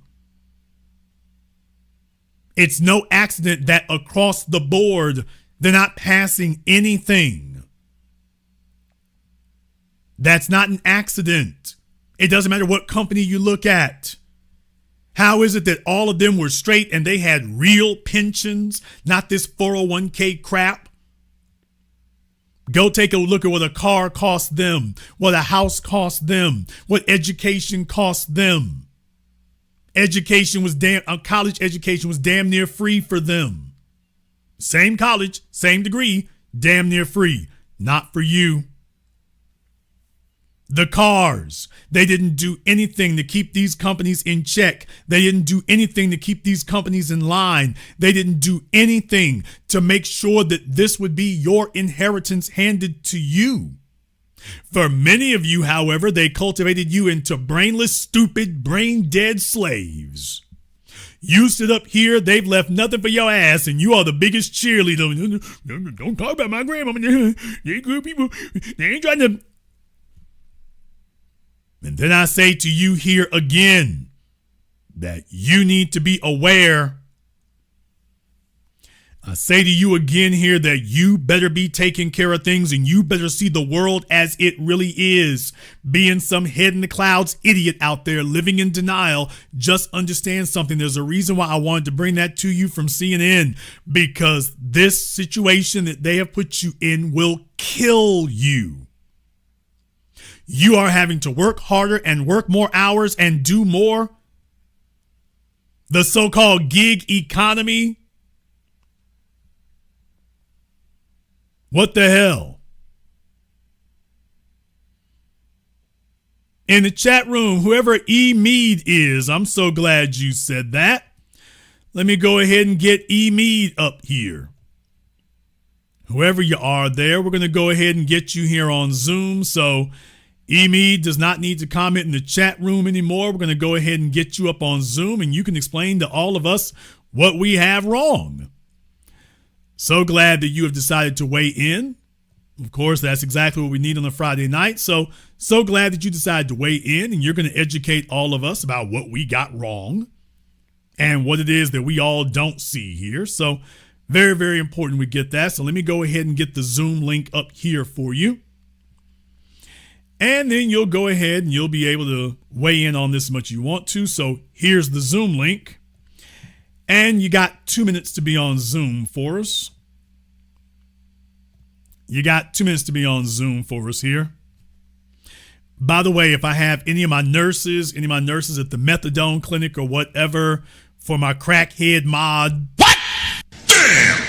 You know, just in case, if any of you know how to use Narcan or something, my crackhead mod has been drifting in and out of consciousness. So they've been drifting in and out of consciousness. So I might need a couple of nurses to be able to help rehabilitate them. Sometimes they hit the pipe and then they fall over on their keyboard. So I might need a couple of nurses to email me so I can have you on call during programs like this. In any case, E. Mead has 2 minutes here. So we're going to go ahead and make sure that they stay out of the chat room in the meantime. And by the way, once again, I just need you to understand this is the level that they are. I don't have to prove them wrong. They prove themselves wrong. Very, very important. But by the way, notice they get very, very upset about that. They get very, very upset about that. They get very upset because this is them getting called out. Take a look at how they respond. No accountability whatsoever. You need to wake up and recognize they plan on leaving this world never accepting any accountability. None. Their whole job is to stall the day of reckoning until they are safely dead. Do you understand that for most of you, that I gotta say this, I look at your timelines, I look at what's happened to a lot of y'all. Do you understand that most of these bastards who I see raised you all, man, they can't wait to die? No, I mean that. They go off and build these little enclaves for themselves and they get their little fixed income and man, they go into seclusion from the world. You know why? Because they've looked back at the last 5 or 6 decades. They've looked back at the last 5 or 6 decades of sin, crimes, grievances, knowing full well that they are guilty as hell. They're not ignorant about it. They know damn well. It's like, oh, if there's a hell, you're going to roast in it. But they don't want to face you either. So if you would be really honest about the situation and really honest about the circumstances, you realize they don't really want to face you. They don't really want to face you. Their entire life right now is consumed with avoiding accountability. This is why they go to these churches where the pastor, pimp, preacher talks about everything except what's in the Bible. He will not talk about sin. He will not talk about the 10 Commandments. He will not talk about selfishness. Everything is faith without works is dead, and faith without works is dead, and faith without works is dead. These old bastards know what the hell they're doing. They choose churches that talk about everything except their sins, when you literally cannot look at the society and see anything except what they've messed up and what they've sinned. If I were wrong, you'd be able to point out where every lie and every inconsistency was. You can't do that. Gene Hackman was part of that baby boomer generation there, so he was from the free love generation, folks. Woodstock, when they brought drugs into vogue, cocaine into vogue, sexual promiscuity into vogue on their watch. They became sexual degenerates and hedonists on their watch. Oh yeah, and let me just go ahead and sprinkle this in there. There were a number of newcomers who saw it and capitalized. Yes, Drewski was right. Drewski did nothing wrong. Drewski was right. Let the preachers holler and scream. Let the preachers holler and scream. John Lennon met Yoko Ono, and that was the end of the Beatles. Yeah, all them dudes did drugs, but the rest of them wanted to keep the group together. But you see, there were a group of newcomers who realized, oh, you are such hedonistic, self-indulgent narcissists. Yoko Ono came in. Bessie Arakawa came in. So a number of them saw them kind of dudes, and they saw their material weaknesses, and they took advantage because it was there to be taken advantage of. It wasn't accidental. And I do tonight's program as a warning to all of you here. You are asking me for answers. I have to remind you, I did not create this world. It was handed to me just like it was handed to you. I didn't create this damn mess. At the very least, what you can do is make sure that you don't make the world worse than it already is. You have an obligation that the baby boomers and civil rights bastards abandoned. You have an obligation to pass on to your children a better world than the one you encountered. That is the responsibility of every generation, to pass on to the next generation a world just a little bit better than the one that you found, which means that it loses none of the benefits. All the benefits that you had, all the good things, all of those are still supposed to be there when you go. And there's supposed to be a few things that are even better than you found them. You are not supposed to hand your children liability. You're not supposed to hand your children a depreciated world. That makes you the villain. And I spent decades trying to put a spotlight on this long before calling folks boomers was cool. I was putting the spotlight on this that, hey, that's not accidental. They're handing you a depreciated world. They're handing you a devalued world. And you will have to carry the weight. That's what I've been trying to tell you. You're going to have to carry the weight of the garbage that they've built. The very least you can do is say, hell no, I'm not honoring your old ridiculous ass. Damn Hackman and his movies. There's nothing about you to honor. But when they go out in public and you treat them like a big shot, although Hackman did get beat up once in public, by the way. What? Not for the calculated reasons I'm talking about, but yeah, you can go look at that one time if you want to. I'm talking about when he was old, by the way, after he retired. But anyway, he might have been talking crap. Now that we know he has Alzheimer's, he might have been talking noise to that young man. That young man stood up here and put them soup bones on him. But in any case, I want all of you to lock arms with each other and realize that even if you don't have Even if you no longer have the same common cause, you have the same common enemy. They are planning on riding out, which many of them have already done. They're already dead people. They've already robbed the bank and stolen everything. And they plan on stiffing you with the tab. They plan on sticking you with the bill. They don't care what it hurts you. They don't care what it costs you. They want you to remain the useful idiots and the loyal childlike dummies who just simply defend them all the way to the grave. Okay, but then you can't afford a house. And let me tell you right now, a 30-year mortgage is not affording a house. What? A 30-year mortgage is not affording a house either. People, take a look at the current interest rates. For many of you, that's what you're going to be paying, man. By the time you get done, that is what you are going to pay. I need everybody in here to understand something here. If you are paying $2,500 a month, if your mortgage is $2,500 a month and you say, well, I live in a place where the rent is $2,500 a month, so I might as well buy a house. Do you realize that with the current interest rates, hell, not even that. As a matter of fact, that's inaccurate. $1,800 a month, because I was putting these numbers together before.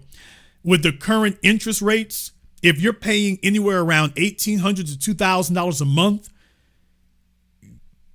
with the current interest rates, if that's your mortgage, the $1,800 to $2,000 plus the interest, you're going to pay almost $1 million, if not over $1 million for your house by the time you're done. What? Damn! Folks, and when you add everything together, if your payment comes out to over $2,000 a month, you're going to pay $1 million by the time it's over. Over $1 million with no one explaining that to you. What that means is you better be in love with that house. And what are you finding out now? A bunch of people, they want to leave the house they're in just like their parents were able to leave the houses they were in. Oh, but you can't do it because the housing market is so jacked up that there's nowhere for you to go. If you leave the house you're in is overpriced. And if you leave, you might not be able to get another house at all. This isn't the world that your parents had. Your parents didn't have jobs that stroked them out. Your parents didn't have STDs all over the damn place. At least they could have a side chick and didn't have to use rubbers until they all became such dog-like degenerates. They started creating new STDs. That tells you just what a bunch of hedonistic dogs they were. No, I'm not being disrespectful. I'm being anatomically correct. I'm just reading the news. If it hurts your feelings, that's because you're a lap dog to them. I'm not with you. Folks, drugs didn't used to kill you. Cocaine didn't used to kill you. Heroin didn't used to kill you. You go take a look at opioids, opium. Those things didn't used to kill you. Now they do. Sex didn't used to kill you. Maybe it would make you burn or itch, but it didn't used to kill you. Now it can kill you. You want to talk about a worse world? Vices didn't used to kill you. Drugs didn't used to kill you. Alcohol didn't used to kill you. Fast food didn't used to kill you. Sex didn't used to kill you. You could be irresponsible and you were in a very forgiving world. Now, all those things can kill you. All of them. And that's not even a comprehensive list. And what do those old bastards do on their watch? So hell no, Saks. And I love a good trip to Saks, but I understand most folks, man, that's not in the cards. Going to Saks and Neiman Marcus, what the hell? That's not in the damn cards. And you know what? It's a good thing. Sachs, Neiman Marcus, Jim Beam, all these luxury things. Y'all got to pull back.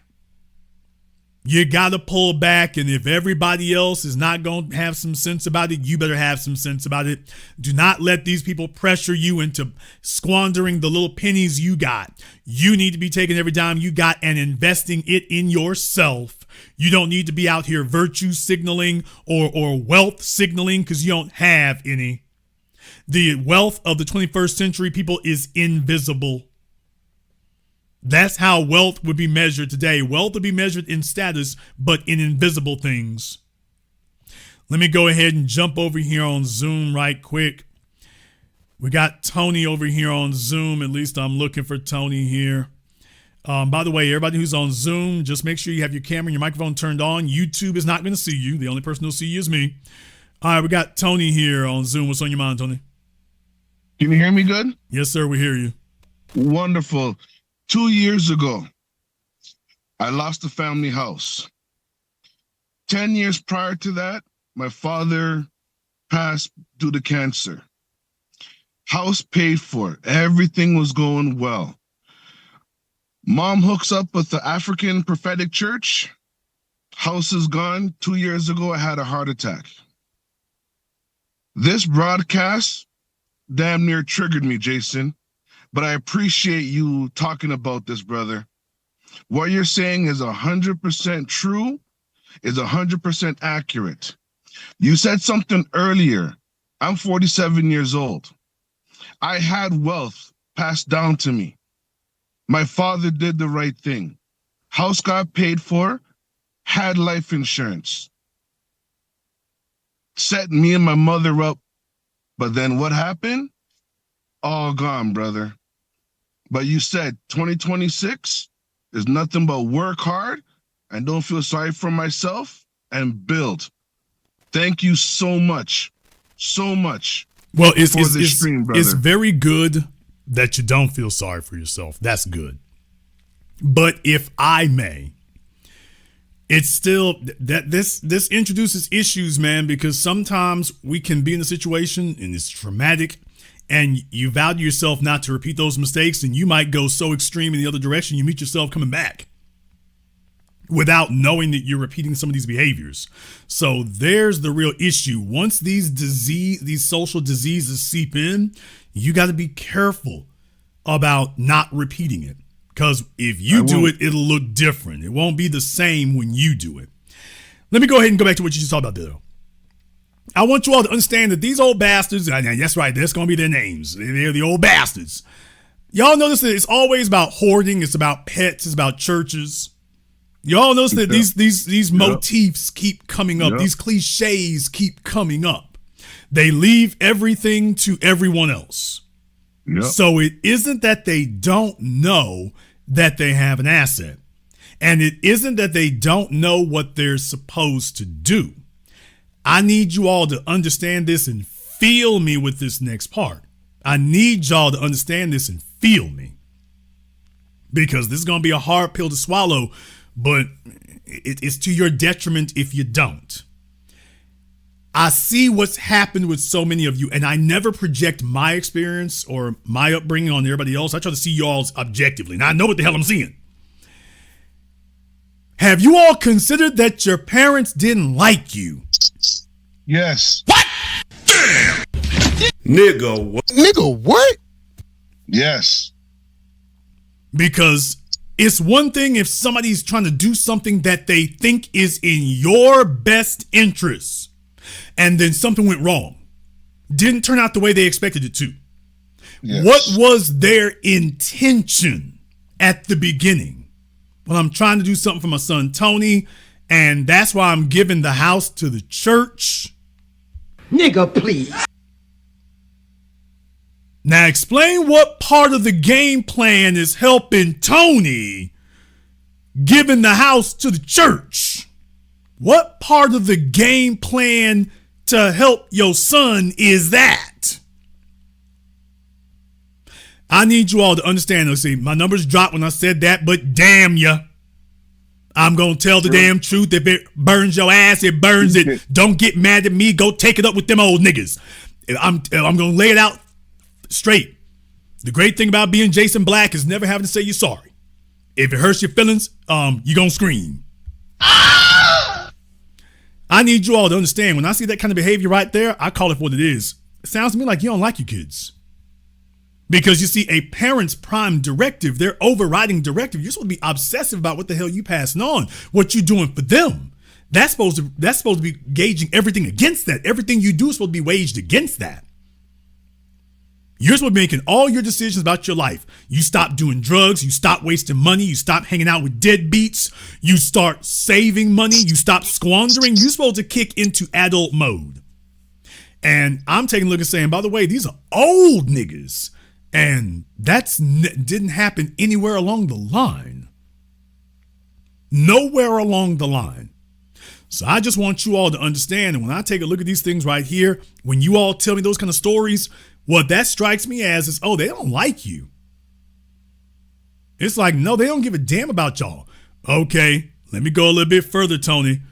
Because by the way, now, I'm asking this for a reason, because the folks here don't see you, and I'm not going to put you out there like that. But I want to ask you something. Yeah. Both of your parents are black? Yes. From the Caribbean. Okay.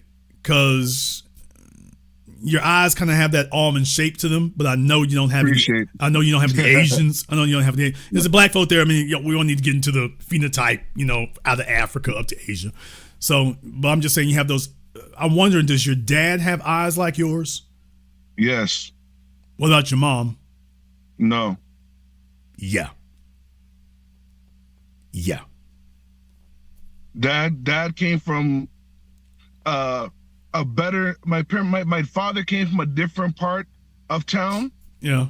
Well, mom came from the hood. Yeah, but here's my thing. Right. My thing is that you favor your father. Yes. Yeah. How many kids did your mama have? I'm the baby of 3. Are they all his? Nope. Uh-huh. You're the youngest. Yep. We've heard this story before about 1,000 times. So it's the dirty laundry, but we done heard this in here about 1,000 times. So the nigga she wanted to be with bailed out. My sister's dad. Go ahead. Yeah. She was number 2. The nigga. Oh, it was 3 dudes. Okay. It was 3. So when my dad met mom, she already had 2 kids. Yeah.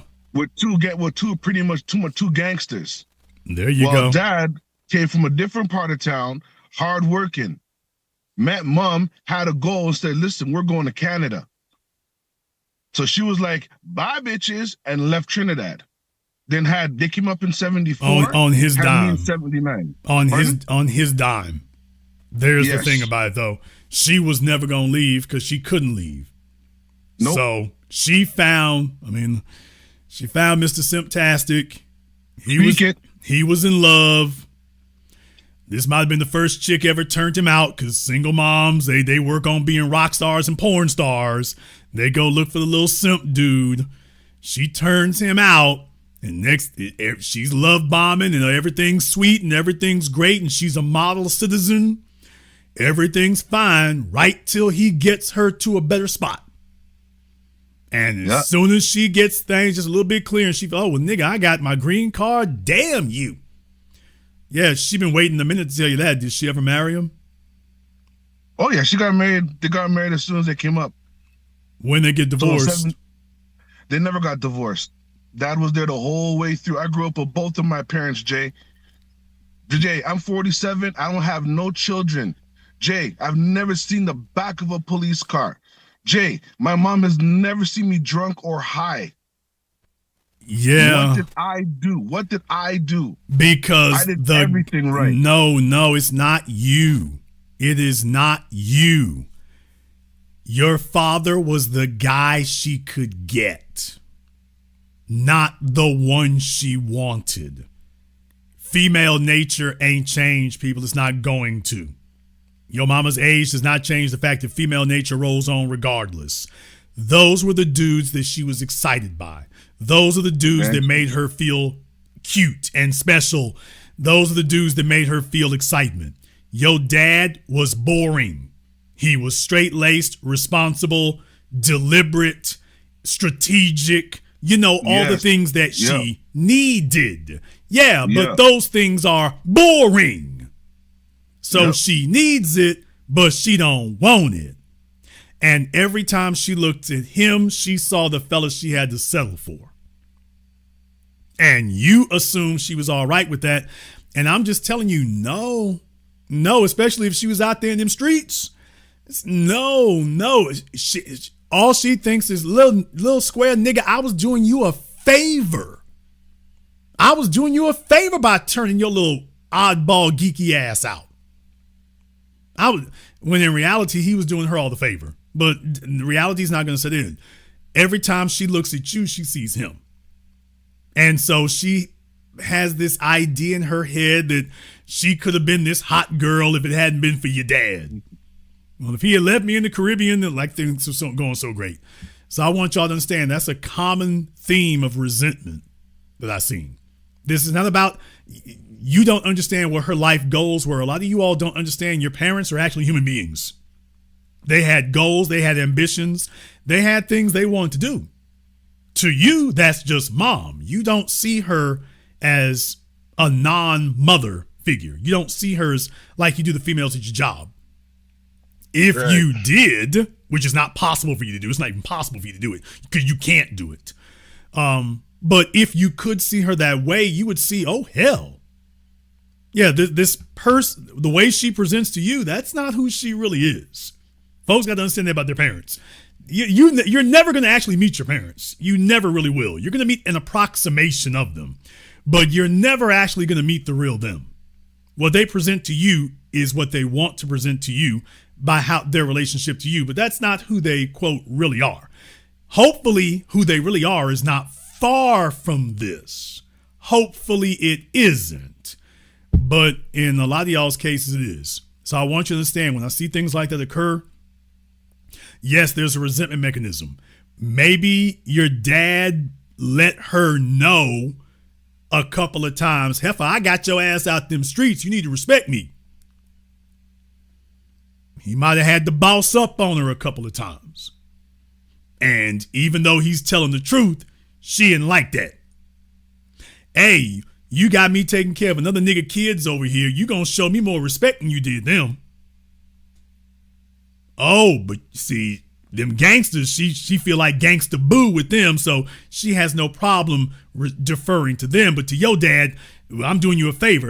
But if dad bossed up, now she feels some kind of way because he called it what it is. I'm just saying that's one possible scenario. Even little square niggas want to be respected. So if he ever did boss up and call it what it is, she might not like that. Might not have liked that. So I need y'all to understand, when these chicks get in the streets, multiple kids by multiple dudes, that means she has a taste for a certain type of dude. And when you see that the man she married is very different from them fellas she got pregnant by, dude, that's red flag number 1, 2, and 3. It's like, wait a minute, when did you start wanting this? Because I seen where you been. And this dude here ain't nothing like that. Oh, he's a bailout. Then she's never going to respect you. She's never going to respect you. Even if she has to admit that, yeah, she couldn't make without you. Now she hates you even more. If she actually has to break down and accept that, yeah, I got myself in the mess I couldn't get out of, she's not grateful. She's like, man, damn you, nigga. Look, girl, I saved your little bummy ass. Yeah, and that's why I hate you. Because she can't deny that he is proof that she couldn't do it on her own. So when she sees you, that's what I was saying, your features are kind of distinct. And I'm just like, okay, you look like you're the spitting image of one of your parents. And I'm like, I know it's the dad. I'm going to go through the questioning because I know who it is already. Yeah, there we go. And I just need y'all to know, it's like, so you said dad died first? Yep. Okay. And I just need y'all to understand, when that happens, you just think it's the old evil heifer in somebody else's family. She been waiting around decades to kick this off. In 2003, he died. I'll meet you in there. And you don't know In how long she been 2003, waiting to go ahead and do this. Like, I'm so glad he did. Now I can do what I need. Now I can do what I want to do. Because he can't stop me anymore. And Jason, I didn't see it, brother. I didn't see it. You can't see it. You can't. There's no way that you could. Because it sounds like your dad wasn't, it don't sound like he was totally weak about that.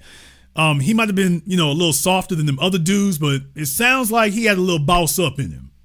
And he did. He had some boundaries. And while he was alive, she couldn't really violate those boundaries. She was waiting for him to go. And as soon as he was gone, she's like, finally. Now I get to run it in the ground like I want to do it. And here I come, Jay, talking about, Mom, we're going to use the house as our personal bank. So when my nieces, my grandnephews, my grandnieces, when they're ready to go to school, school's paid for. Mom's like, oh, you're going to buy a new car? I'm like, no, this is for the next generation. I go, look what Dad did. I go, when Dad died, Dad had life insurance. All we had to do was choose the headstone and grieve. Her mama was the same way. You ain't got to tell me. Grandmama was the same way. Grandmama was the same way. Which part of the Caribbean was from? Jamaica? Trinidad. Okay, Trinidad. And like I say, it's once again, I got to remind y'all, the Caribbean is one of the most beautiful places on this planet. It is one of the most beautiful geographic regions on this planet. It ain't just one place. It's just a whole region like that. It's gorgeous. Anybody who's been there know it. Just you really can't go wrong. You really can't. What disgusts me about it is they have sold out you all's birthright.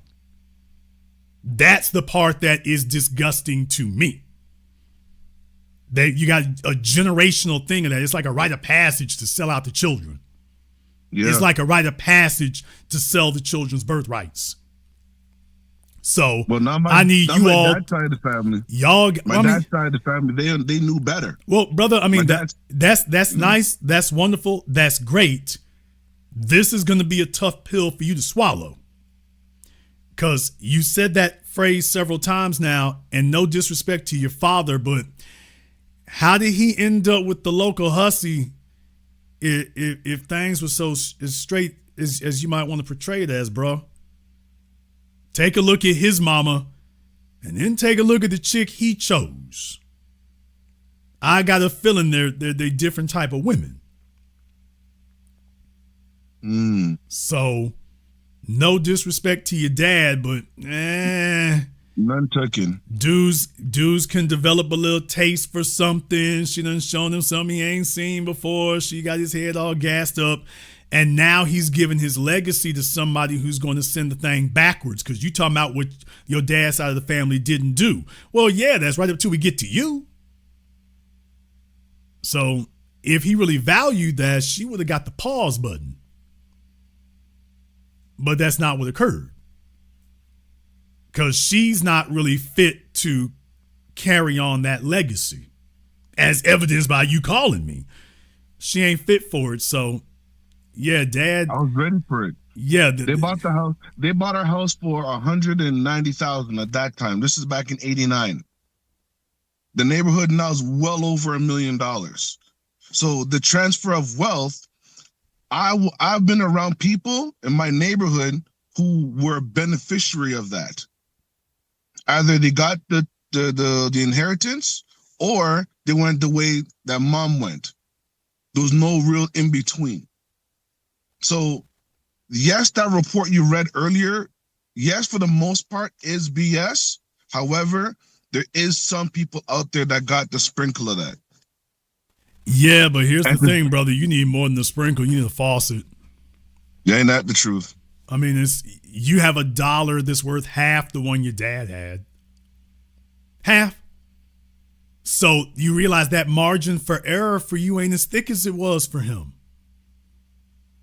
He could go off and go get the local hood rat pregnant and it wasn't going to bankrupt him. It's a felony for you. Not only is it expensive if you stay, it's a felony if you try to leave. So your world is a different world from his. So I want you to see it like it is, because that's what I was saying. If you're not really careful about the events as they unfolded, you will repeat those mistakes and not realize you're repeating them. So that's what I was saying. You might think you're going to do something different. I bet your dad thought he was doing the same thing his dad did. And it's like, if you really think about it here for a few moments, actually he wasn't. Well, I mean, I did the right thing. I mean, we got married and took care of the kids. Was your mama Sir, was your grandmama and was your mama a single mom? No, she wasn't. Okay, then you're not doing the same thing. And you get hoodwinked. And what they don't understand is that females know when you ain't really used to running through chicks like that. Every female knows when you're a guy that you don't really deal with a bunch of females. And the chicks who on their last damn leg and that train is the last train leaving. Yeah, because she's already carrying 2 kids. She's like, okay, now I got to go grab me whatever I can off the clearance rack. I got to grab the next sucker that comes to that door, and I got to be perfect for him. Yeah, she didn't land your dad because she was a problem. When she first got with him, she was a model citizen. That's the way it always is. The other stuff come later. That comes later. Now, was your dad really off in the church like that? No. Yeah. He grew up like knowing it, Anglican Catholic. But then when we came here, I grew up Catholic. And then we went to a Pentecostal. Amen, hallelujah. So then mom and dad got baptized in the Pentecostal small church, right? But then after dad died, maybe like 4 or 5 years after dad died, she stopped hanging with the church people. Now, these people used to come and check for mom. They used to come and check on her, take her out, do things, because it was a small congregation.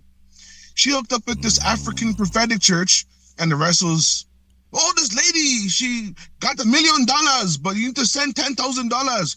And she fell for all of that. Yeah. You said something earlier. They start talking more about social things versus being a good person.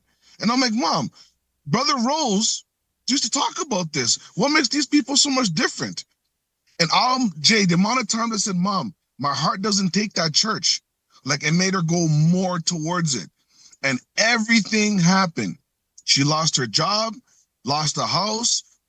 She got cancer. She beat it. I got a heart attack, beat it. And like all these, and I warned her from the very beginning. I said, Mom, I don't trust these people. But who am I?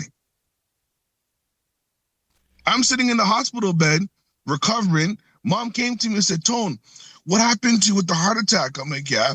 Is it because of the COVID shot? Now, I work in healthcare. I work with special needs. So during COVID, I was out and about working in my group homes, doing my thing. I'm the only one in my family that got the jab. 2 of them. Mm-hmm. Because at that time, Mom was also fighting cancer. I wasn't thinking about myself. I was thinking about her. And she sat down there and asked me because of the COVID shot. Why I got that shot might have got a hold of you, though. That shot might have got a hold of you. Because you're a little too young for that happening. So unless they found blockages or something, Bro, I had what they call a widowmaker. Oh, I had okay. 100% blockage. Oh, I okay. had 1 cent in me. Oh, I used to smoke. I used to smoke, and I used to not really drink, about bad food habits. I haven't smoked in 2 years, and I don't miss it. Well, that's good. That's good not to catch on to those things there, brother. But like I say, I mean, it doesn't help when this other stuff starts happening. That is because life is difficult enough. It really is. And I just try to give you all a heads up about what you're really dealing with and what you're really seeing so that you'll be aware that you don't repeat them things. And I appreciate it. This, like I said, this stream touched me right here. It really did, brother. And I've been listening to you for weeks on end. But being up here in Canada, like, I want to be part of your group, but a lot of stuff is like American based. So it's like, I listen to it, especially the financial stuff. Yeah, you're in a crazy expensive place. Man. Toronto is like New York and Canada. It's gotten crazy expensive. It's insanely expensive there now. And it's only gotten worse to see our fearless leader went and mentioned the New World Order in China, but that's a whole different topic right there, brother. Yeah, he taking care of everything except what y'all need. So it's just Toronto is crazy expensive now. It is just outrageously. It's like New York. Yeah. It's really heading to San Francisco territory, to be totally honest. I say New York, but it's really heading in that territory. That's how bad it's getting. So that's a hell of a spot to put you in. Well, okay, but that's nice and everything, but that's all the more reason why you can't afford to go throw away the assets. That's all the more reason you can't afford to do that, because you're not going to be able to replace that house as easily as your dad did. Nope. You're not going to be able to do it. So that's why that is really a setback for you. You need every asset on deck you can, especially because that's your inheritance. So really I want you all to be aware of it. I want you to see it. I want you to understand that these folks, they become like Oprah. They want to idolize that. And the only way, the bottom line is, your mama was a young woman who fell for pimp talk, and she just became an old woman who fell for pimp talk. Them African dudes, the Caribbean dudes, if they come with a Bible, these chicks, they can tell she's still game for the pimp talk. And she should be older than that. And she is. And she should be smarter than that. And she's not. And she's just like, okay, well, it don't matter what the kids get, long as I get attention now. That's all that matters. Well, thank you very much for checking in with me here, Tony. We appreciate that. Yeah, y'all, I want you to be aware that's what you're dealing with. That's what you're dealing with. Let me see if we can get OGK up here right quick. Gen Z got to do things different. All right, OGK, what's on your mind? Yeah, I got a lot of questions in this broadcast. It's brought up a lot of things. One of the things that's brought up, and I'm gonna get right to the question soon. I'm just gonna detail it for you. I looked up certain things like right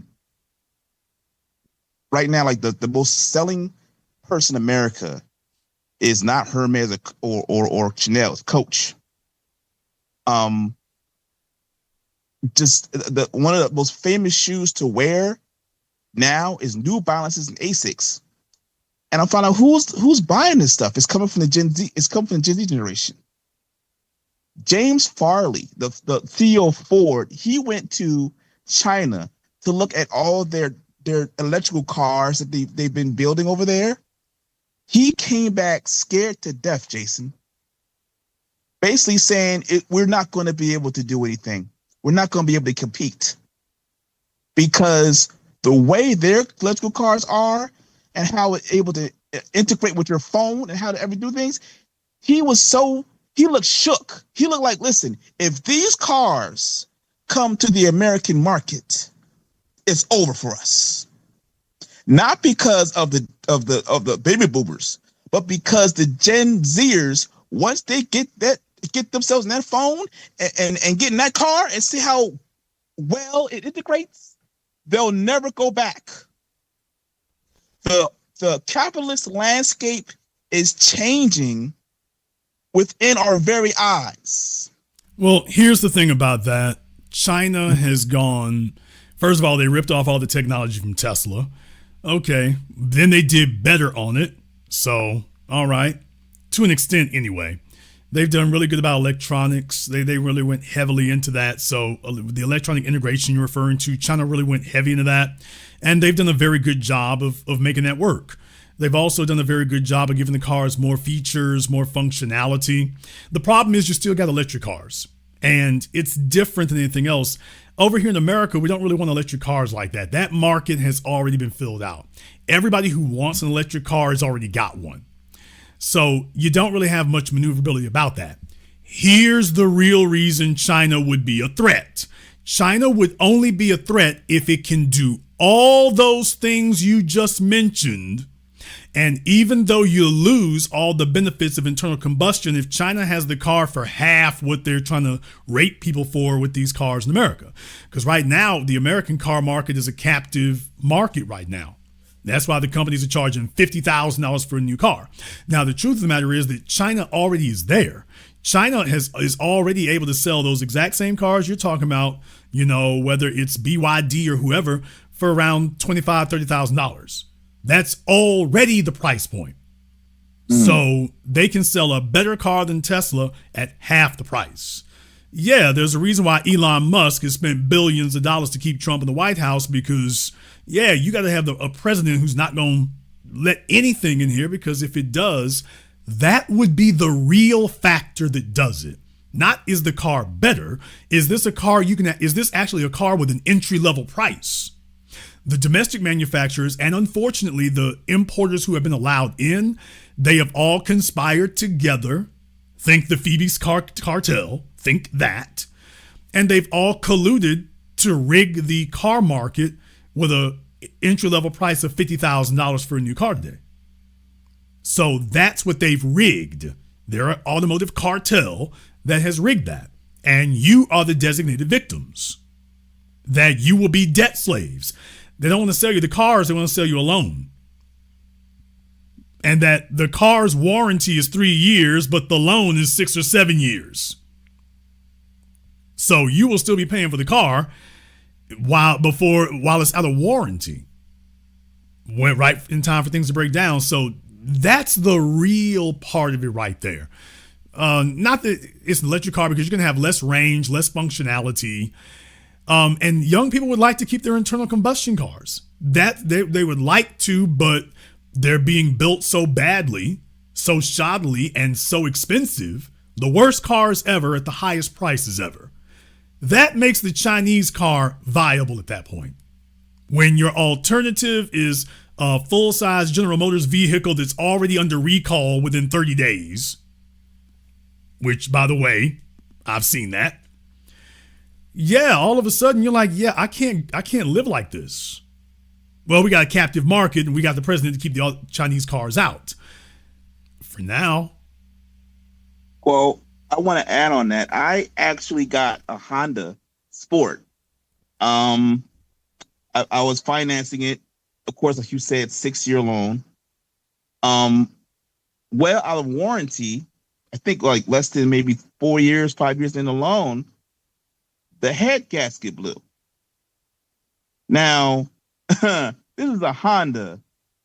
And even though it was like around 100,000 miles, that car should not have a head gasket. 100,000 miles for a Honda, that's nothing, not for a head gasket to go.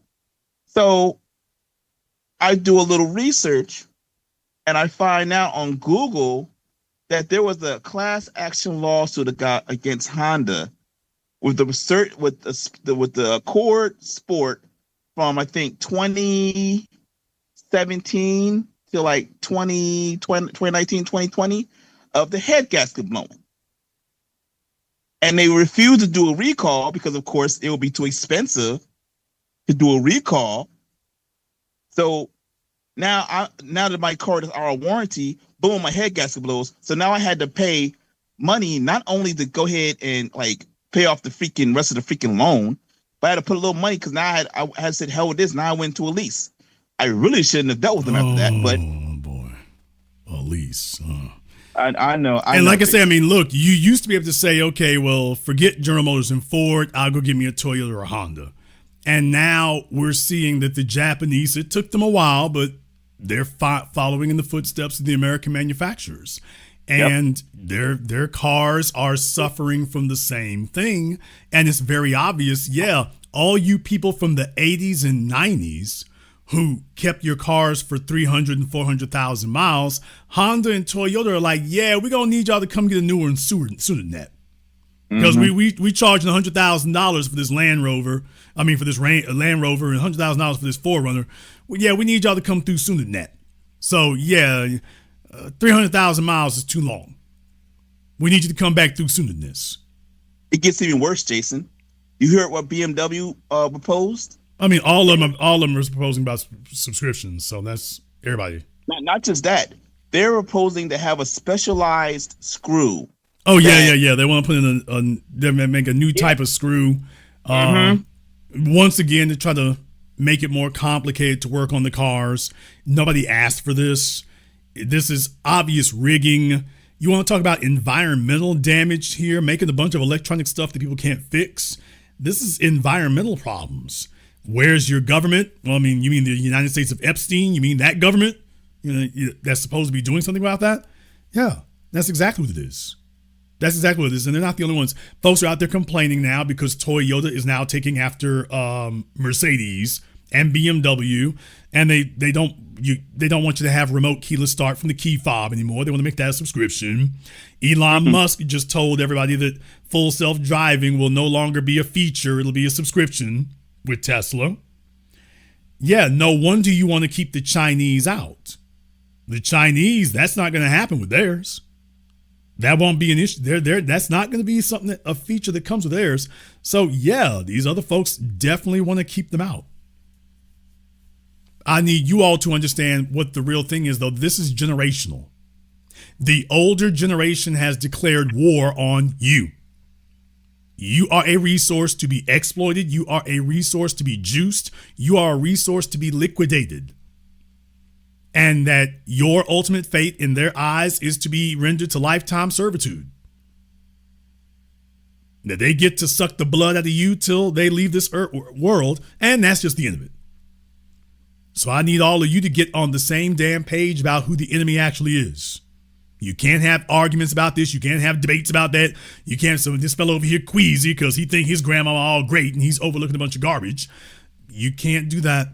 You all cannot do that. Take a look. The car didn't make the decision. The people running the company did. You don't have a lack of good cars because they just stopped doing that. They did that because this is the plan.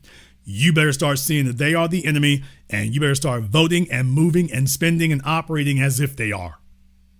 Because they are doing it to you. They're already way ahead of you. They're doing it to you. You're giving them perfectly good money, and they're giving you garbage for a product. And then paying off your government to back them. I'll let you have the last word. Yeah, I'm just, I just hope we do. My thing is that, I have an issue with a lot of things. One thing is that Trump put in that situation for the credit cards, and he put in also situation from private equity like BlackRock from going ahead and getting what he's talking about, you all, is Trump is asking for Congress because the president can't do it. An executive order can't do that. He's suggesting capping credit card interest fees at 10% and buying $200 billion of bonds through Fannie Mae and Freddie Mac. That one has had a little bit of an effect, but you're going to need a lot more gunpowder to make that work. The credit card thing, you're not going to be able, that's not going anywhere unless you get a law through Congress. Yeah, but why is that coming from him? Why isn't that not coming from the Democrats? Why is that not coming from anybody? Actually, no. AOC and Bernie Sanders and Elizabeth Warren, they've been talking about that for years. But they'll be by themselves. Why is that not happening? Dude, the credit card companies run all of them. They own them. Everybody thinks about New York, where these banks started at. The reason why Delaware was a game changer was because that was the banks officially moving the seat of their power, not just out of New York, but setting up a franchise in Delaware. Then you see them set up refranchising down in Charlotte. Then you see them move it over to Texas. So the banks have been setting up franchises of seats of power across this country. They spend money, they buy folks, they lobby like hell. So while you're sitting at home on your Xbox or whatever, Jamie Dimon and them are passing the bag on your politicians. You'll have a few who will speak out, but they don't have to buy all of them. They just have to buy enough of them to either keep anything from coming out of committee, because all your laws start in their committees. It doesn't get out of committee, or if it does, we just need enough of them to not back it. And so that's the game they've been playing. So it's not just one place anymore. You can't get the party. It's not just Democrat. I mean, the Democrats and the Republicans are the same. The game that gets played is they get you all to think that one party is actually in favor of this and the other one's against it. No, they're both in the same bag together. The Republicans are just as much in the bag for the banks as the Democrats are. The Democrats just don't like the optics when you start paying attention. So there have only been a few Democrats, and even amongst those, they were compromised. Chris Dodd, go see what state he was from. Joe Biden. Yikes. So, and to an extent, I think another thing is that AOC and them, they don't mind saying that if they know it's never going to come to a vote. So it's very easy to virtue signal about that if you know it's never going to come out of committee, or if you don't seriously think it's going to come out of committee and go to a vote. Well, it's real easy to support it then if you think that's what's going to happen. Now, I actually think it eventually will, but just not in its current form. The bottom line is it's in the national consciousness, it's on the table. The problem I have is that if he were really serious about this, he would have done this last year. While you're doing all this garbage about USAID and all this stupidity about Venezuela, if he had done this, dude, people would be asking him for a third term. America would be demanding a third term for Donald Trump if this is what he had been working on for the last year. When he got his big, beautiful bill through, if this had been what he had been doing, knocking down housing prices, capping credit card interest rates, restoring the Consumer Protection Bureau, which he gutted, for those shoddy cars you keep getting sold. If he had done that, he wouldn't have to be talking stupid about a third term. People would be demanding he have one. And the Democrats would be trying to figure out how to talk to people out of giving him one. He would be sailing to a third term, but that isn't what he did. So it's still very much in the air. I'm glad it's being mentioned. The problem is this guy mentions something new every week. And in 2 weeks, where will that be? Well, thanks, Jason. I land my plan on that. Thank you for giving us a call tonight. Yeah, I mean, it's a wonderful theory there. It really, really is. If you can get him to stay focused on it while he's pissing folk off about literally everything else. So, yeah, look, I mean, your banks own the government, dude. That's what they do. The banks own the government. Rothschild told you that. JP Morgan told you that. When they got control of the government, they don't care who makes the laws. Both parties work for them. There might be one little off-brand dude over there talking slick on the low, but he over there by himself. He's over there by himself. They got everybody else bought off.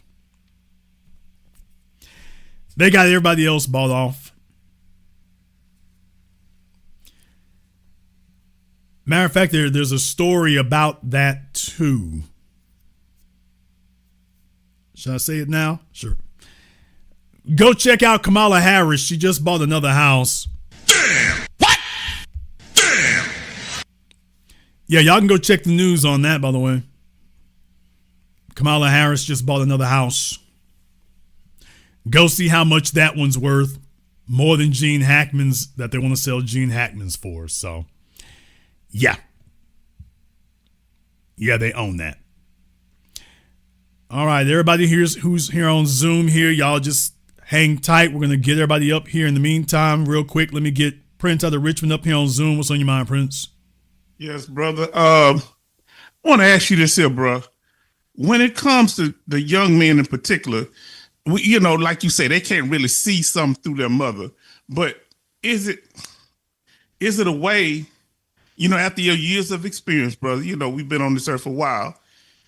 Is it something that young men you think should know about female nature that's important to know when you're interacting with females, particularly ones you interacting with as far as in a relationship, but also women in general? What are some of the mistakes men make, young men or old fools make when it comes to females' nature? I'm firmly convinced that the more naive you are about females, the more easily taken advantage of you will be. Most males want to desperately believe that they are smarter and more cunning than any female that they could ever meet. Well, you're certainly more logical and mechanical, but that does not mean you're smarter and more cunning, because your relationship to a female is not playing chess. It's more like drawing a picture. Okay. Now, in chess, you've got certain moves you can make, and they're lateral and they're direct rules. You don't get to be creative with the rules. No. Well, when you're dealing with a relationship with a female, you get to make up the rules as you go along.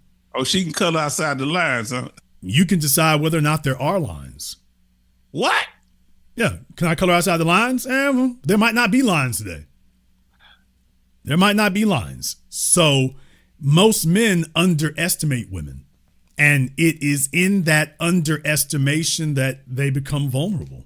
Most men want to believe a woman could never get over on them. She could never outsmart me, never out-trick me. Men want to believe that. And that's how they get got. How can a woman control through chaos, though? That's one thing I've always been not clear about. How a chaotic situation is the fact that we may not be able to process logically things that are going on that they take advantage of. Why seem like women in chaotic situations if they pushing it on you? Well, that's because as the man, you feel it's incumbent upon you to clean it up and organize it. So they're bringing you a mess that they created, and now this becomes a burden on you. And in doing that, now you're under control. Because we're no longer executing your program, we're now executing hers. If you did not create this mess, that's not your program. So if they're bringing you a mess that you did not create or engineer, well, you're just that quickly, you're off your program and on hers. When you got to save her from DUIs, when you got to save her from car repossessions, when you got to save her from this, that, and the other, that's not your program. That's hers. That's hers. And when she realizes that every time she does that, you're going to jump, you're going to stop your program, bring it to a screeching halt so that you can focus on hers. Well, now it's just going to be a never ending stream of nonsense. Oh, it's always going to be chaos. And if she ever asks you to pay for them student loans, whether mad or not, you better get that straight. They pay for their own student loans. Okay, going in the 21st century, I need men to understand something here. Your granddaddy could be a dumb, big-ass idiot because your grandmama wasn't bringing him student loans or a medical bill for a BBL. And deal with it, nigga. Fellas today need to understand your grandmama was not bringing your grandfather medical bills and student loan debts and credit card bills. Your grandmama was not bringing him that. Males today need to understand you're dealing with a different type of female. You're going to have to accept that. If you don't, you'll be taking a lot of lumps. You don't pay for nothing for a female. You don't pay for anything for a female that was not part of your plan. You do not pay for her education. You do not pay off her loans. You don't pay for plastic surgery. You don't pay for car notes. You do not do that. If that was not part of your plan, if you didn't say, okay, this is the game plan, if that's not what you said, you do not pay for that. And a lot of fellas out here think that they got a female who's passionate about them, when in reality, you got a female who's using sex to distract you from the fact you're doing things you shouldn't be doing. And you don't give them your children's legacy. Guys, you know, you just messed me up because he's one of my top 10 actors of all time, Gene Hackman. I can't believe you did this tonight, bro. You just shattered, man, because this man was a great actor, but unfortunately, you don't know him. I don't know him. Y'all don't know these people. You don't know these actors. You don't know these athletes. You don't know these you don't know any of these people. All you know is a movie you saw. You don't know them as a person. And for what we've seen in Hollywood, the chances are better not that they are degenerates. You don't know them. No. You don't know them.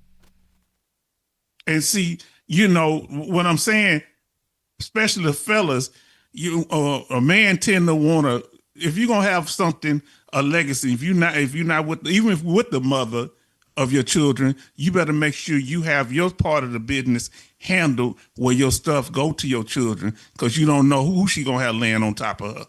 Well, I mean, the problem for most men is that they're not making a legacy. There's the real issue. What you're saying is a priority for the male who's making a legacy. I put up a post on Facebook today where I was like, you know, a bunch of you fellas out here, and well, I didn't say it the way I wanted to because you're limited on the number of characters you can use. But what I wanted to say was, a bunch of you fellas out here, you got somebody laying next to you who is encouraging you and cheering you on to be an underachiever. And you're a thousandaire when you should be a multi-millionaire. And she's sitting right there cheering on. You got your Xbox and your Dodge Charger, and you could have had 50 or 100 times that. Not for her, but for yourself. The reason for maxing out your achievement is not for a female, it's for you. But there's a bunch of chicks who realize, she doesn't really qualify for an 8-figure dude. And if you ever truly bossed up and took on an 8-figure empire mindset, the first thing you would do is look at her and be like, yeah, you don't fit around here. So there's a lot of females who are encouraging you as men to underachieve and be much patting you on the back and making you really comfortable in your mediocrity. And you sitting there thinking you're doing great. And I'm like, dude, that's not how we count it by. We don't count it by the floor. We count it by the ceiling. Yes, sir. If you're sitting up here telling me that you're happy because over your lifetime you made $3 million over the course of your life, I'm like, do you realize that if you hadn't had that chick over there comforting you and placating you, you could have made 30 million. You could have been the mayor of your city. Hell, you could have been governor. Are you still okay with that, knowing that, by the way, you're supposed to be way higher than you were? But on account of the fact that she knew that if you ever did that, she was going to be the first dead weight you would dump. So you end up getting a bunch of, quote, easy sex, thinking that she's just so in love and you the man. And in reality, she's like, okay, I want you to do all right, but not too all right. I don't want you to do so big that you start looking past me. And most men today are in that situation. You got females cheering you on because you're not doing your best. There was a meme I saw on Instagram that showed that. It was it was a picture of a white woman's face, and she's sitting there with a smile on her face, like my friend's girlfriend's face when he's underachieving.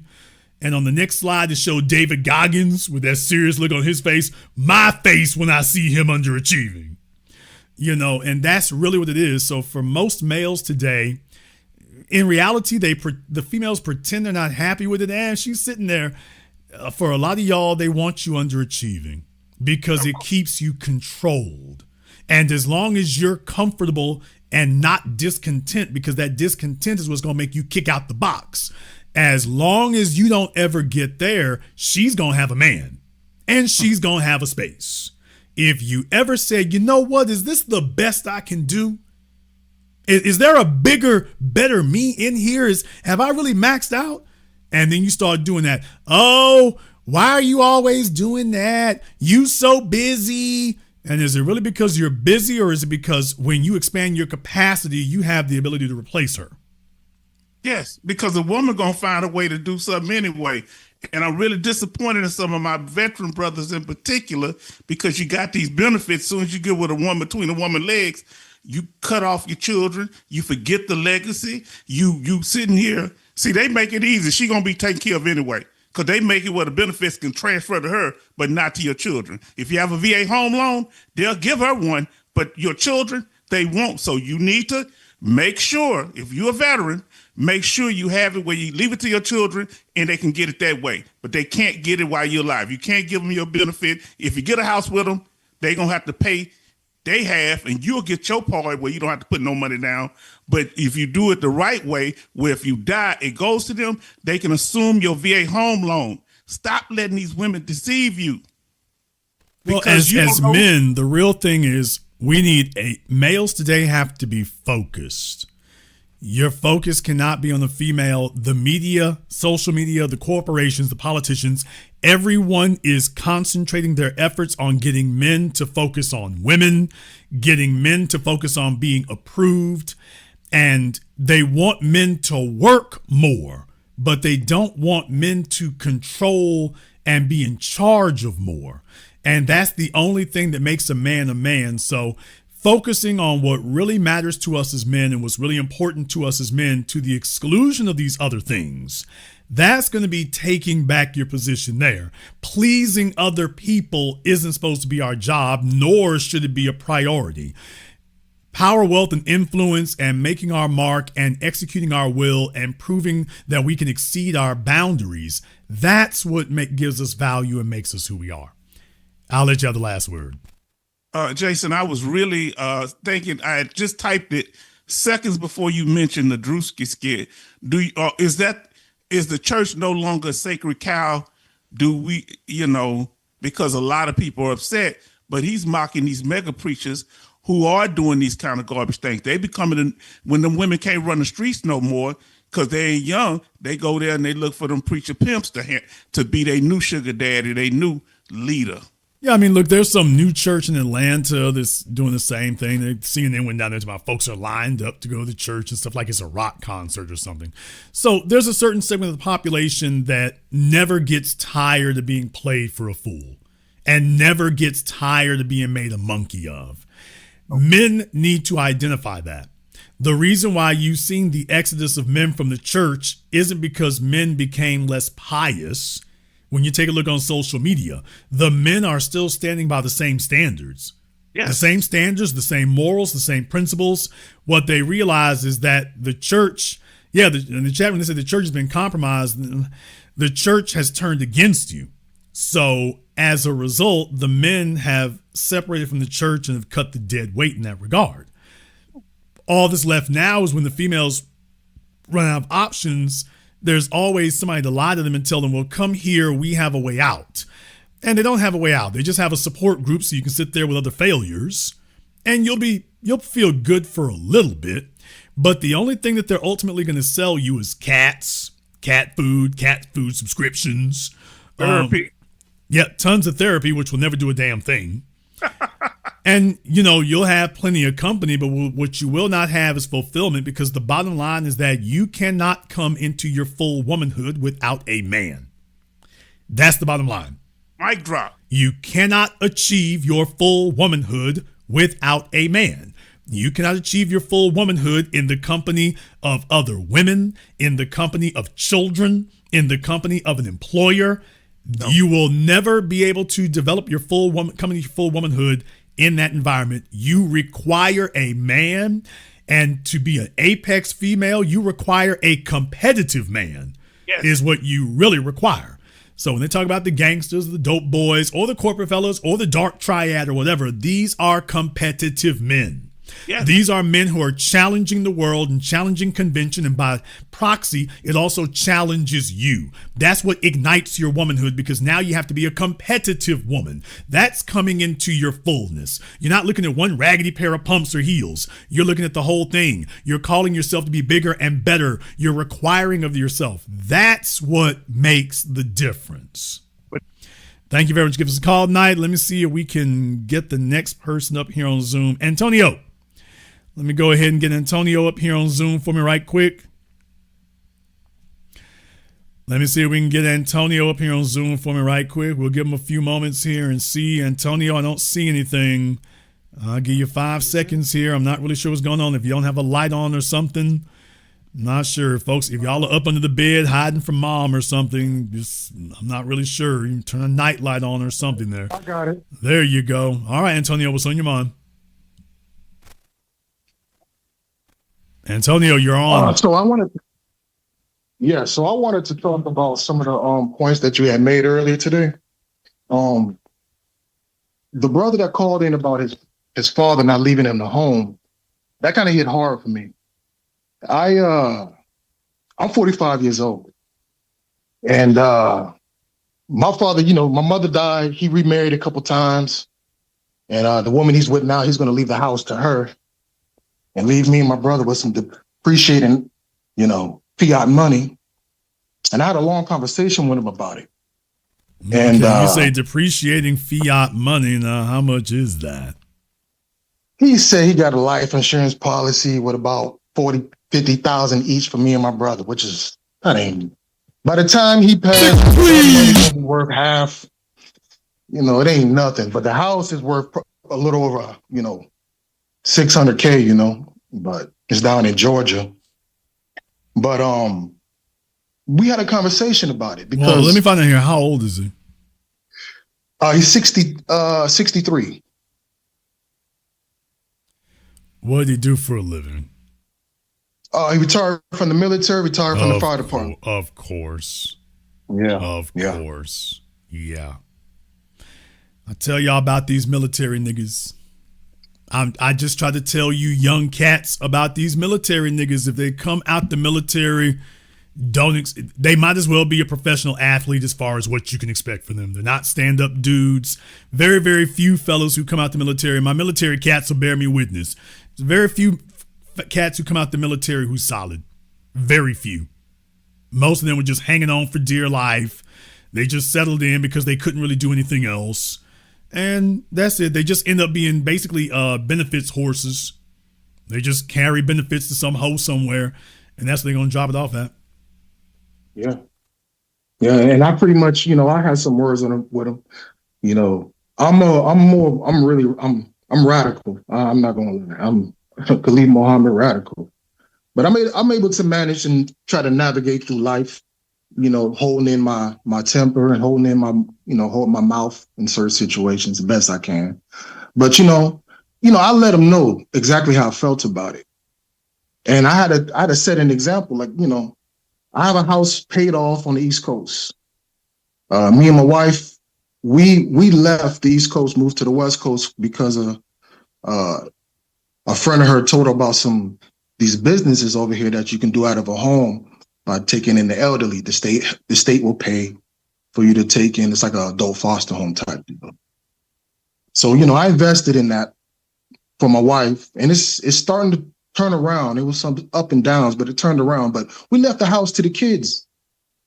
All they got to do is pay the taxes, the insurance. That's it. And, I want you all to understand those are not mistakes. No. If you were able to structure it like that, he could structure it like that. So I just need you all to be aware when you're talking about them baby boomers like your dad. It's just the bottom line is they never stop looking for that 70s bull crap. They never stop looking for that. It's all about the next wench. It's all about the next drugs. It's all about that. They never came out that mindset. He's in his damn 60s, probably still doing. What's the age difference between him and her, I wonder? Yeah, she probably like 10 years older than me. Yeah. I'm not guessing my way through it. I'm not guessing my way through it. She a lawyer down there in Georgia. She do well for herself, Okay. Nah, bruh. No. No. Listen to me. I need everybody here to pay attention to this. Most of your lawyers in America are struggling. Not some, not half, most. Don't question me about it. I've uncovered this time and time again. Most of them are struggling. If they're not in the top 10% of what they do, forget about it. Most black female attorneys are still carrying their student loan debt. What? Damn! Auntie, chill! Most of your black female attorneys are still carrying their student loan debts.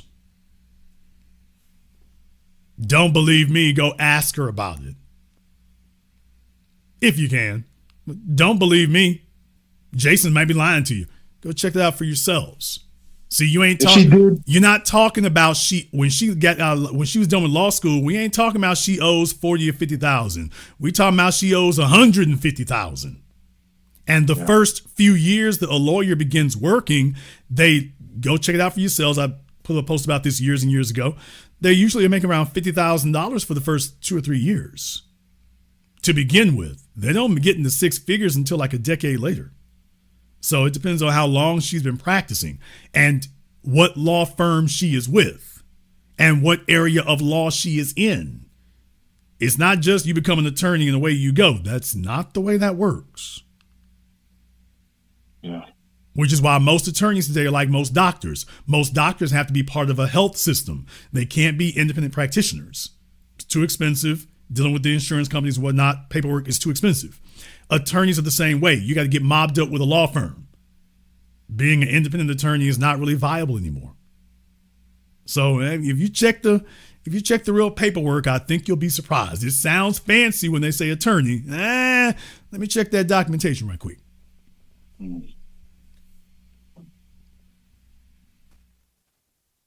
Yeah, yeah. I don't want to get on her business or what she got going on. If she did, my dad probably paid off her loans or something. But you know, Oh, that would sound about well. Now that I open that can of worms for him, he's like, oh hell, that sounds like it might fit. yeah.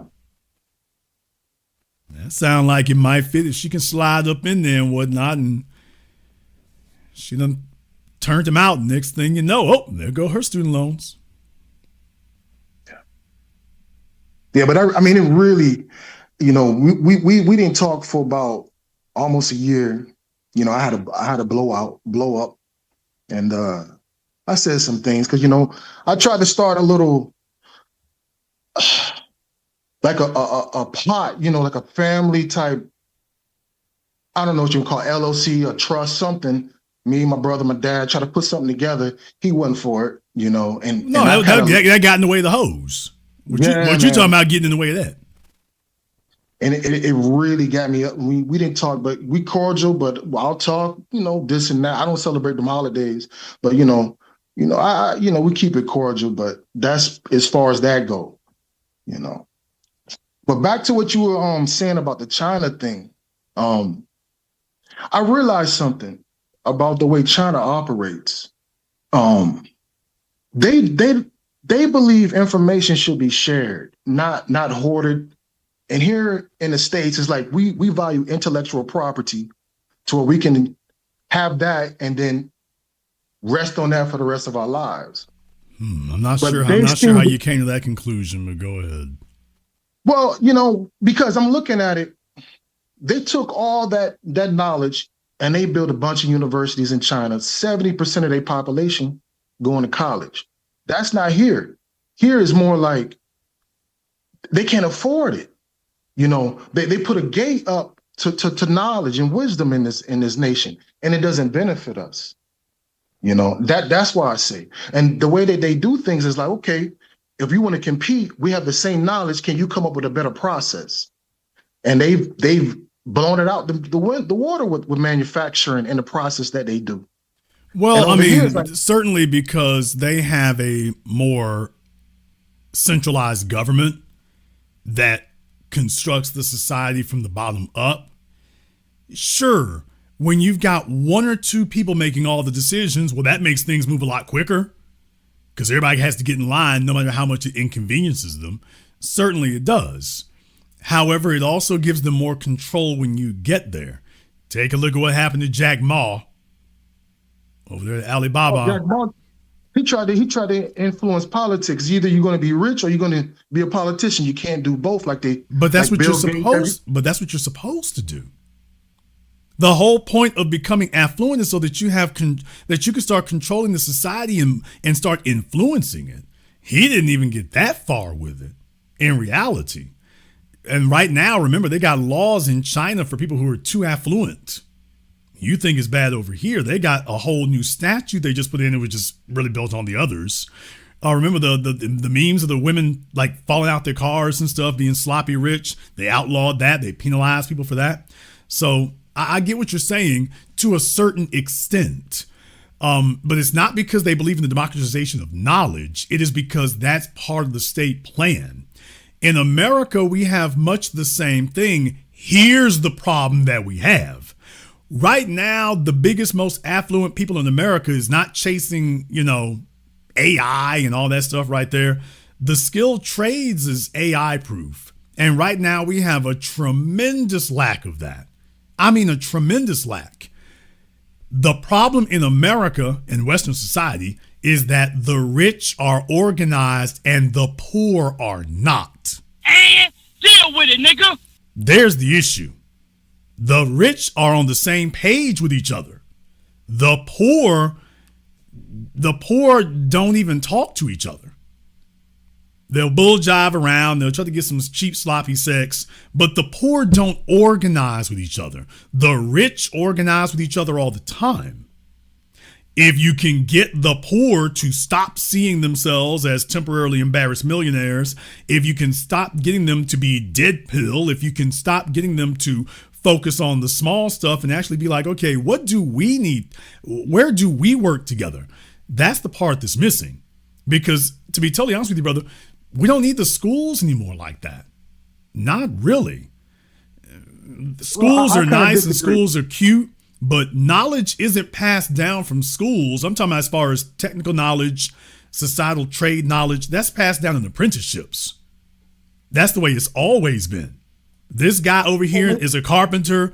He gets 3 or 4 of them and teaches them. Now you're all carpenters. And if you all work together, you're corner the market. Same thing on plumbing, same thing on electricity, same thing on bricklaying, the masons. I can go down the list. That's the part that's missing. And that doesn't require a college. These Mexicans coming over here working on these houses, they're not college. They didn't learn in a trade school or college graduates.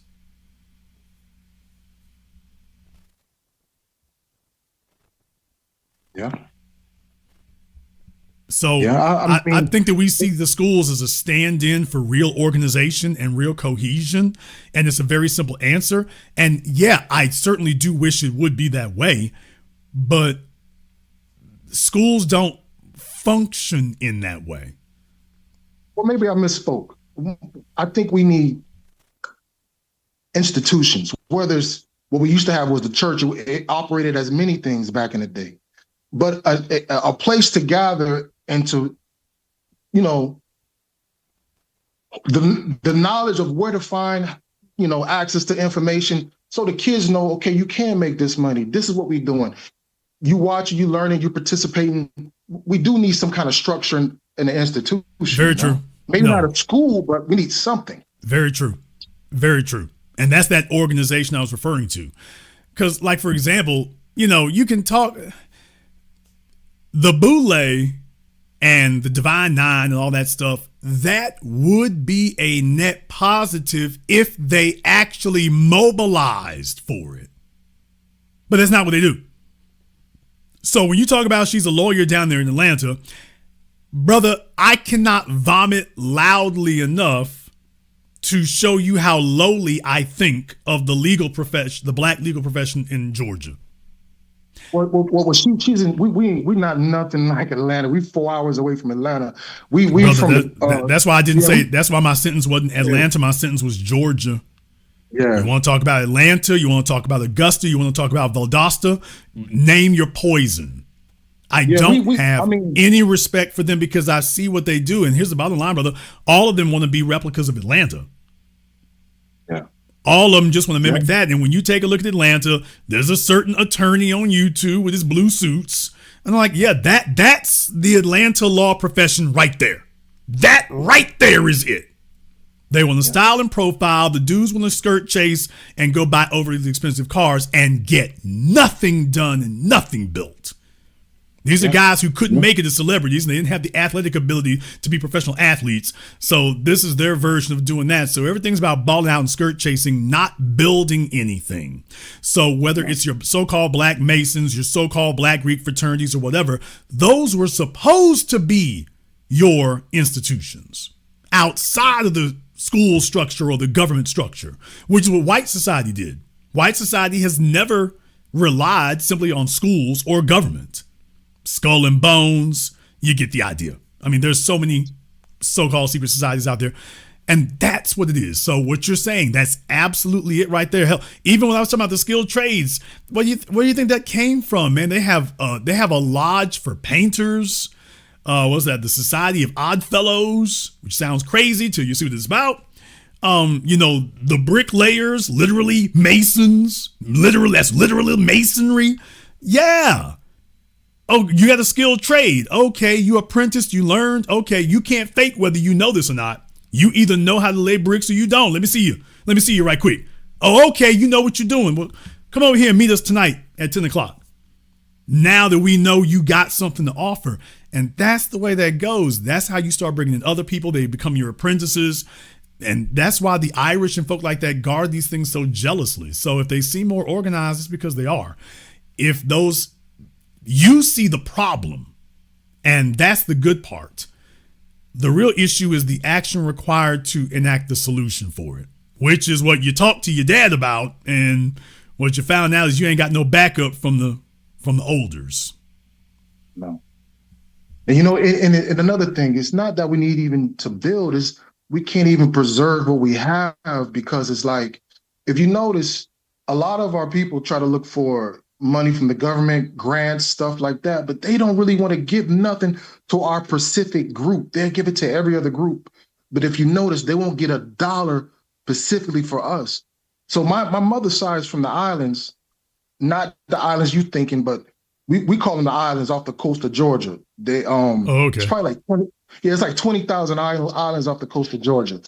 So my mother's side from the islands over here, and Sapelo Island is getting destroyed. It's like it's a small community, High Common, still there, but it's under the custodian of the state of Georgia. And they've been slowly eating away. We had St. Simon's Island. They pushed us off of that island, raised the tax. We had land on Sea Island, Jekyll, and you see, we can't even preserve what we have. And there's like very few people, even the people with the passion, but don't have the means. And it's like you said, they'll throw all the money at the churches, everything else, but to preserve what we have is not. There's no. Amongst our rich, none of them is no urgency. And well, yeah, what is the urgency, brother? If your dad did his 2 decades in the military and came out like every other useless military nigga, he's got a pension, so now he doesn't have to work for nothing anymore. He's got his VA loan and the your housing loan and your GI Bill and all this old other garbage. And he did what they do. He left and then went in the civil service. They become police officers or firefighters or something else. And that was it. That's the game plan. No, he's not building anything. No, he just wants to go sit in his ass now and go find some broad to go splurge it all on. There is no plan. The difference between you and your dad is that you didn't get psychologically neutered. You still want something. You still want to build something. So let me tell y'all how this is going to work. I covered this now. My God, has it been a decade ago? It has literally been a literal decade since I put out my film Gentrified. I usually don't name drop about that kind of thing, but I put out my documentary film Gentrified. And when I have my screenings of films, you all know I reserve extra time at the theater so that there's a Q&A after the movie screens. And, I was up there in New York. I had Miss Catherine Willie Suggs sat there and was, giving the game to everybody about exactly what to expect and what to see. About the fact that when you all go for a mortgage, if you want to get into real estate investing or whatever, it's been these overpriced ass places. She's like, okay, if you don't have enough, if you get together with 2 or 3 other people, all your income together counts towards your mortgage. So maybe you don't have enough by yourself. Do you got other folk for it? You want to know why it is you see the Latinos and the Asians all shacked up together? It's like, yeah, because if they want to go get a mortgage, that's what counts for it. So once again, I'm just saying, I know it's not right. I know it's not fair. You have everybody organized against you, including the old niggas in the family. Damn! So y'all, Jason, what do we do? Nigga, you got to counter-organize. You got to counter-organize for your survival out here. Y'all got to do that. It's got to be you and me and us and we. It can't be just one person by themselves. The real issue is, can you get you all to organize and to do that? Now, I've been doing the business now at this point, we're going on 8 years since I started doing this broadcast here on YouTube. 8 years. I've been spent the majority of that 8 years telling people, hey, fellas, you got to double your income every 24 to 36 months. And you have got to get at least 1 year's income and savings in the bank. It don't take no damn 8 years to do that. That doesn't take 8 years. But a lot of folk here have inherited those bad character traits from their parents and whatnot, and it leads to a lot of excuses. And so you got one person who's ready to cooperate and a bunch of other folks sitting around with their damn lips poked out. Because as soon as they leave here, they go back to the bull job they were doing before. Meanwhile, the ship is sinking. Because let me find out here, brother, how old are you now? 45. Oh, dude. Well, then you are old enough now at this point, you have witnessed. And I'm just saying this because you're in Georgia. But whether it's Valdosta or whatever else, you have witnessed the New Yorkization of Atlanta. Anybody who's seen Atlanta for the last 2 decades, you've witnessed as Atlanta has become New York South. Yeah. Well, I'm on the West Coast now, like I said. Oh, where at the West Coast? I'm in Oregon. Okay, that's West Coast, not the one I was thinking of, but I mean, no, okay. not at all. If you're in Portland, Portland is crazy. Portland is I'm in out of Salem. Okay. I'm in the capital. Yeah. Yeah. So we came out here about 2 years ago. I want to give this information to the people listening. My wife, she had a friend. She was a nurse at Boston Brigham. She came out here and she gave us some information as she was auditing these care homes. You don't need no education, no nothing. CNA, you work with elderly people for 1 year, you can have a care home, and they are paying money. You can have up to 5 people in your house, and we just got they just bumped it up. I'm telling you, we only got 2 clients, and we can pay the mortgage. The mortgage is about $4,000 a month, and still have, everything else paid for with just 2 clients. You walking away with probably about $7-8 grand after that. And I'm telling y'all people, because she found out about it because of these immigrant groups. They come in and they hoard this knowledge, and they kind of protect it. So there's a lot of groups out here. They're all doing it. They come rehab the house. One group from the Eastern Europeans, they got that on lock. They sell homes, they rehab them, turn them into ADA accessible. And then the people operating them is like a lot of Africans. But I'm telling you, it's money in here, and it's in Washington State as well. So if y'all interested, look into it. Adult foster home, or the other one is with the special needs. They pay like 20-something thousand a month for one special needs. And I couldn't believe I was in a union for many years, and I'm telling you, the money's it's everywhere, but the knowledge that's the main thing. You got to know, Well, first, first you need the knowledge. Well, absolutely, but you also need the money to get the house. Yeah, you can rent. If you could save up some money for some first time, because we about to move back to the East Coast, and if you want to rent my house, I'll rent it to somebody and do what I can to get you on your feet. I'll leave whatever. We're leaving a lot of furniture, a lot of stuff. But I'm telling you, it's possible. If there's a will, there's a way.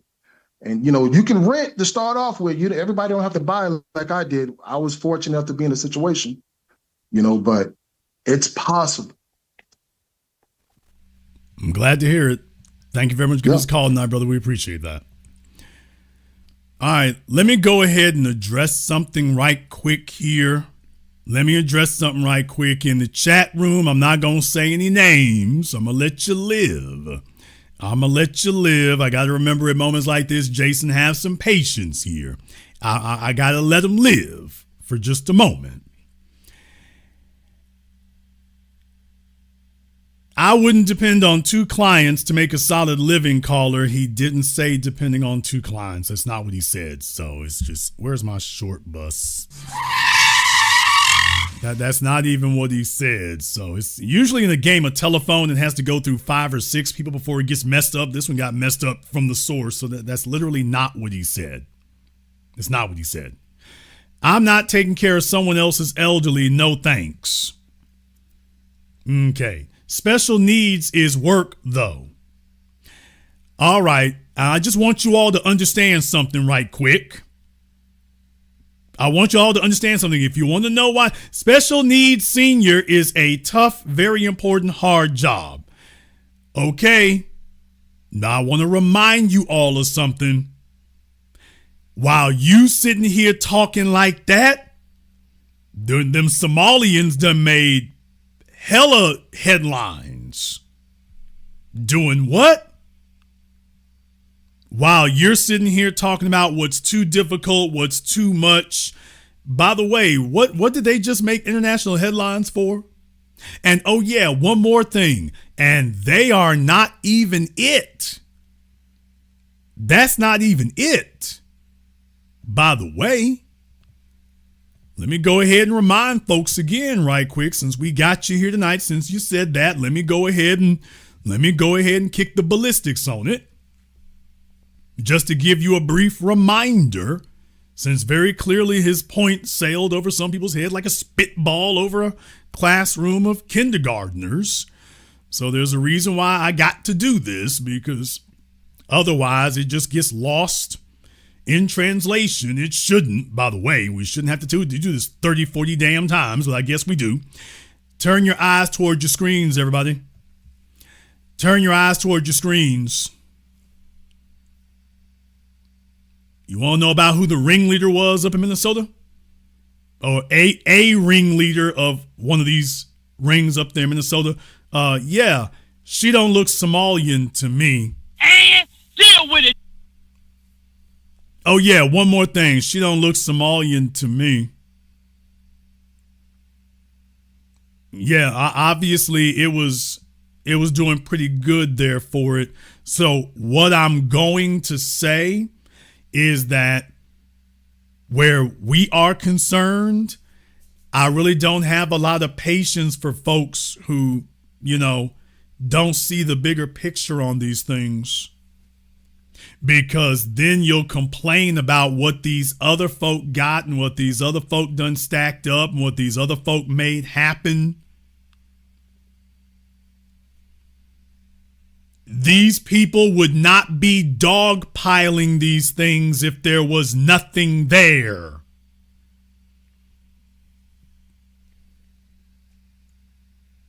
Mr. X-Swagger said laziness. Okay. In the 21st century with folks trying to figure out how they're going to make $1 million sitting on their ass, how you're going to make generational wealth sitting on your ass. Okay, let me explain something to you people. Since it has to come from a white man, the black man who just called me, he got immediate pushback with niggas shuffling their feet. And me saying it, you've been listening to me going on a decade and you're arguing with that still. So maybe if a white man says it. Now, if a white man says, you're like, ooh, I'm so glad Miss Charlie explained that there. Jason, he an ass. He don't know how to say it just right. But the white man said it. Well, which white man? Professor Scott Galloway. Damn! Professor Scott Galloway. Professor Scott Galloway has been saying now for years that if you want to get rich, all you people looking at the glamorous stuff, all you people talking about that with no answers, by the way, if all you can do is talk about what you don't like and you don't have a single thought beyond that, you don't actually have a contribution, just in case somebody told you. So I'm just letting you know. Professor Scott Galloway said that the money is not in the glamorous things, the Instagram-worthy things. He said the richest, most affluent people they make money at boring things. The guy who has a concrete company, the fella who owns parking lots in Baltimore, the folks who have a string of nursing homes in Texas, a string of halfway houses in Nevada. People who have boring assets. No, it's not glamorous. And they're making money hand over fist. While you're trying to fight for the glamorous stuff, which is what everybody dogpiles into. Everybody is trying to dogpile into the glamorous stuff. You go where something that needs to be done, but everybody's running away from it. Oh, I don't want to do that. That's beneath me. Here come the immigrants. Here come the illegals. They're like, you know what? That's the kind of boring we can get with. Come on over here, Julio. We're going to make this pop.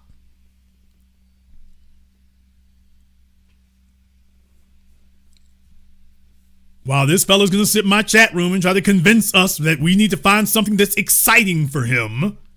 We need to find something exciting for him. But by the way, yeah, the real money is made in boring things, unappealing things, because you're stuck on looking glamorous, which really means you don't want to work at it. Oh, I don't want to work in this. Oh, is that hard? And are you outdoors? And oh, is this difficult? Well, that's where they pay you more. You get paid more to do things that people don't want to do. It's like, okay, next thing you know, it's all yours, especially if you can scale it up.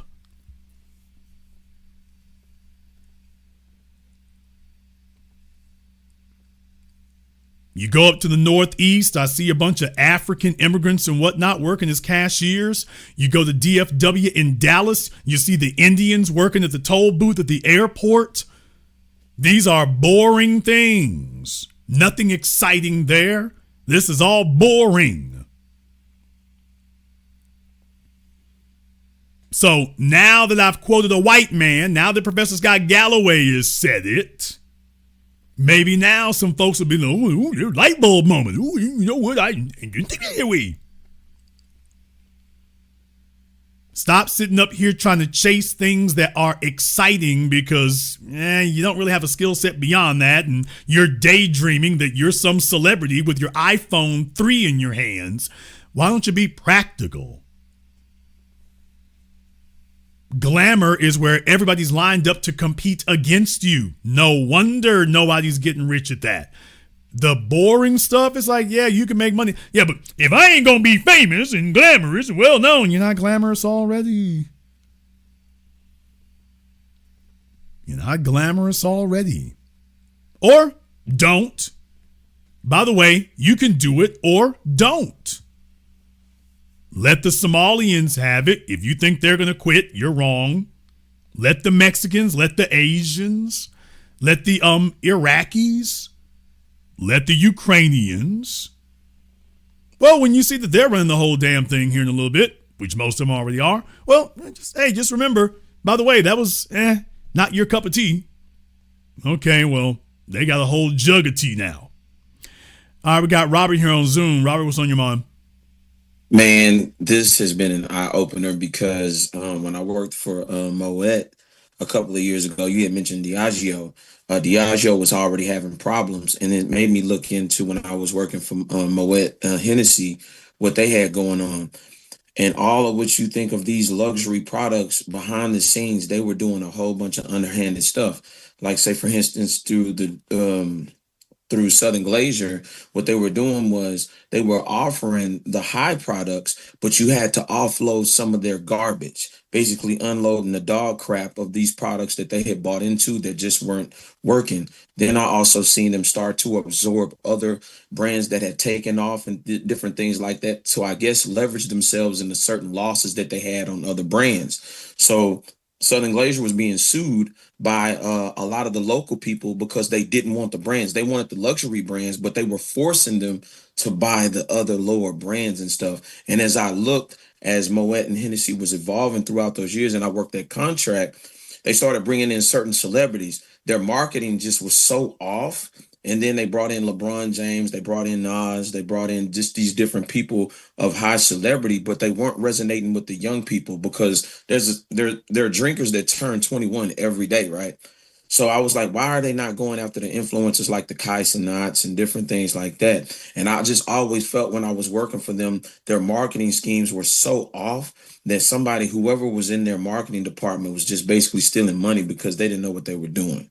And then when I look at the Diageo, they were streamlining their divestments way back in September. They were already offloading some of their brands to Australian vodka beverages. They started halting their production on Dickel and Balcones, and all of these things were actually up under Southern Glacier. So there's a lot of things going on behind the scenes, and it makes me question where these companies were doing record numbers, quote unquote, during the pandemic when everybody was trying to get alcohol, and they were streamlining the prices up, Hennessy, everything. Now, all of a sudden, everybody's in the red, and I'm like, what's going on? Where did the money go? So, okay, how long ago did you work for them? About 3 years ago. Okay, so I mean, you were there under Bernard Arnault. I mean, basically LVMH, who's talking about y'all. So Louis Vuitton, Moet, Hennessy. That's LVMH. That's Bernard Arnault. So he was the richest man in the world 3 years ago. About 3 years ago, he wasn't the richest. His worth was more than Elon Musk's. During the pandemic, he had leapfrogged because Tesla's stock went way down. And during that time, Bernard Arnault had passed him. So you were working there. You've been working there during this time period. Look, I think that obviously the company's doing well. Obviously, I think what you're looking at is maybe it could do better in some regards. It's certainly doing well enough for him, although I'm probably thinking that that's part of their strategy. I think they want to be more low key because when Bernard wants to go acquire something, he gets quiet because everybody sees him coming now. So he used to be able to sneak around and steal folks' companies. Now he has to be a lot more quiet because everybody knows when he starts buying any stock in your company, if he gets 3 shares, he wants the whole damn company. So he's having to move a little differently than he's been moving in years past. I just think that they think they're doing okay like they are. I think they want to cut back on expenses. I think that during the pandemic, a lot of people started assuming things that they wanted to believe and not things that were actually real. So the whole point about tonight's program was, even with Jim Beam, they all wanted to believe this thing was just going to keep rolling. And I think that's just a lie they told themselves, just like AI going on forever. I think that's what they wanted to believe. And it sounds good. Your shareholders are going to hear they're going to get more value and not have to do anything. I mean, yeah, why would you not tell them that? And just hope it never comes down to it, that you're going to have to show them results, which is where they're at now. I think that a lot of them were a lot of them took a look at the last 35 years, particularly, when you're talking about the rappers and stuff like that. Brother, you can't go to social media influencers with liquor. You can't do that. Primarily because most of them, they really only want to deal with gambling or, with, you're talking about Kai Cenat. I mean, who's he had on? Like John Cena and stuff? I mean, he's with the very biggest people. So him, Mr. Beast, you name it. They're basically bigger than any cable TV star that you saw. I mean, they're bigger than Rogan was when he was on Fear Factor. They're bigger than him. They're not the same size. They're bigger than him. So I just don't think that liquor works with their brands. I don't think it works with what they want to sell. Rap is on the decline because the white folk who run the industry have trashed it over the last 20 years. It's been completely trashed. Druggy rap, these are not guys who are smart. They don't know how to make a jingle. If you're going to sell this stuff, brother, it needs to be a jingle. So I'm just saying, you have to know how to do that. Rick Ross, the rapper, not the drug dealer, he's a master of that, which is why he's made his money. Aston Martin music, Maybach music, you name it. Diddy, when he was running around, they knew what they were selling and they knew how to do it. They knew how to roll it into the song and incorporate it in the song and the music and the video and their social media. So they knew how to have a rollout and make that work. Name 3 rappers today who debuted in the last 3 years you could do that with now.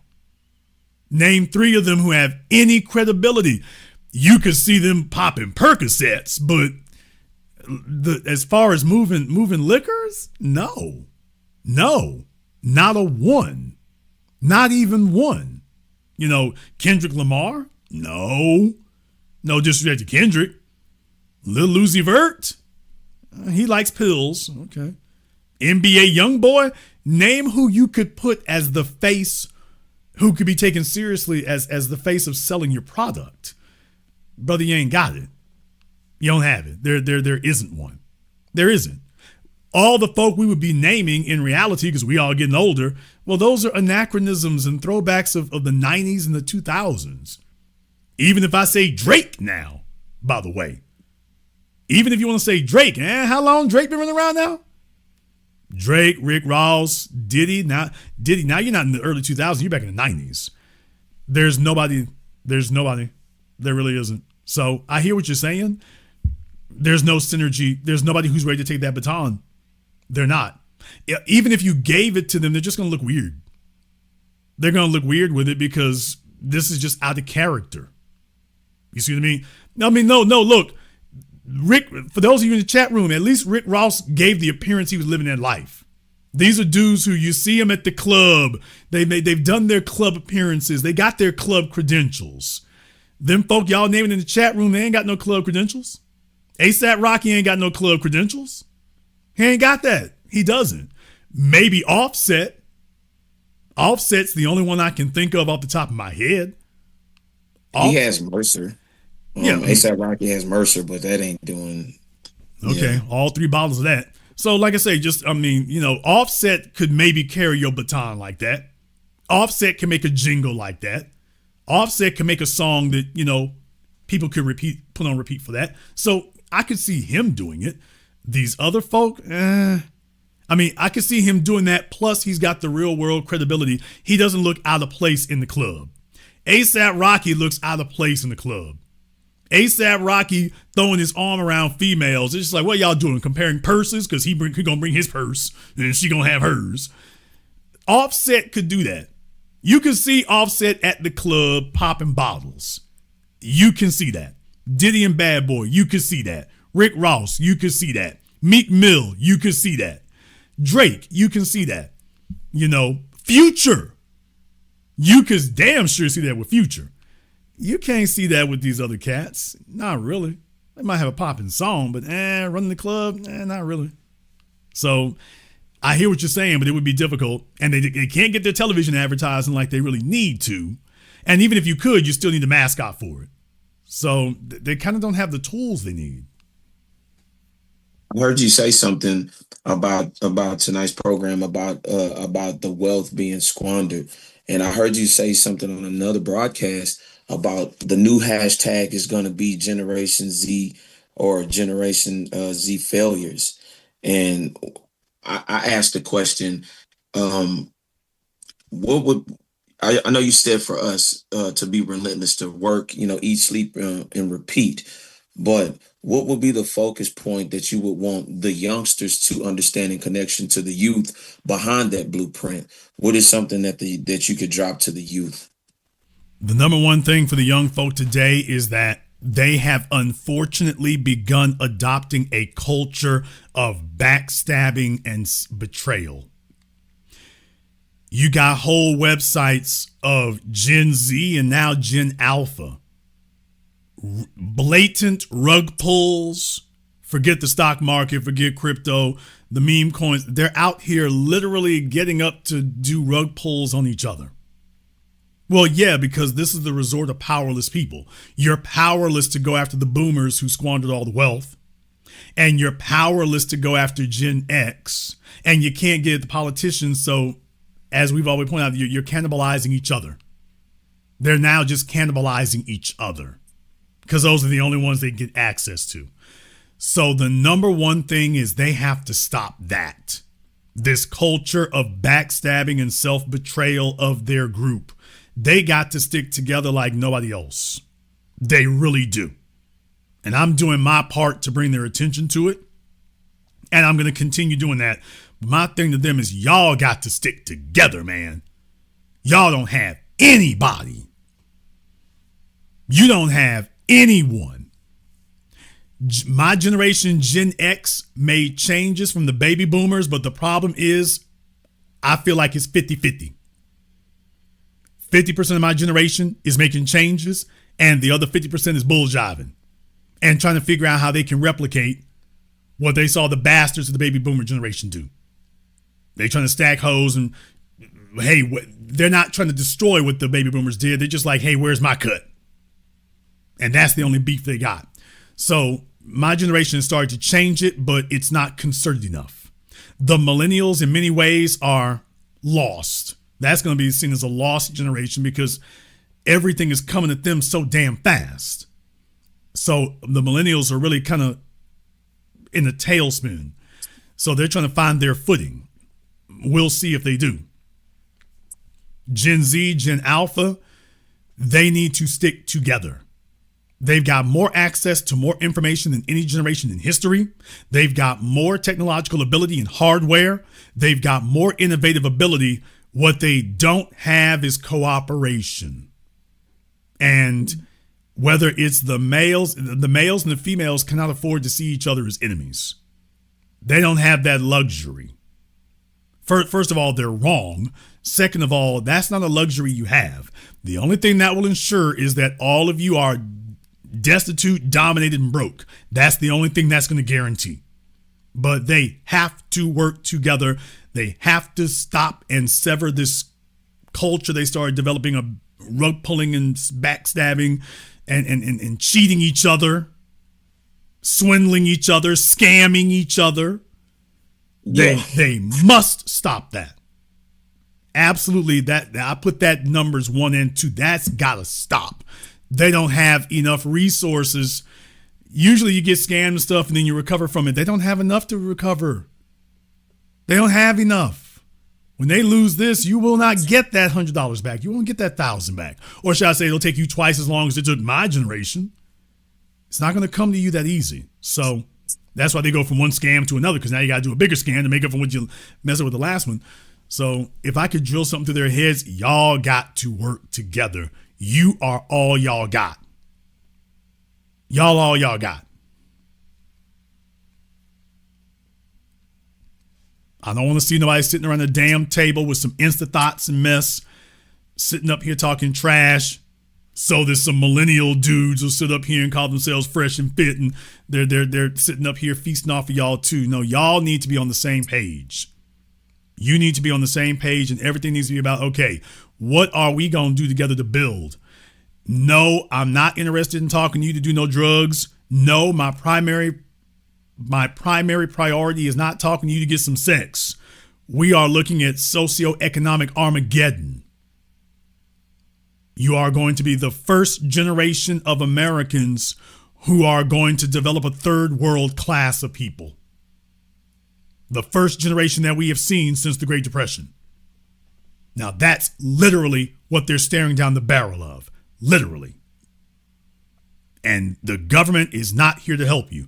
If they don't cooperate and organize on their own, they will be the first third world generation we've seen in a century. And when you take a look at the small houses and the tiny homes, brother, do you see that? I want y'all to go look up. In school, we were talking about the Hoover homes, the shanty towns of the Great Depression. Well, when you take a look at those, they start to look ominously familiar. Have you seen what storage container units are made of? Have you seen the type of galvanized metal that these storage containers are made of? And they're literally offering that to you as a home. This is literally the metal of the Hoover homes. Literally. In the 21st century. So I'm not being hyperbolic, and I'm not exaggerating, and I'm not making this up. They're literally telling you that you need to aspire to a Hoover home shanty town. The only difference is, at least in the Hoover homes, they can raise a family,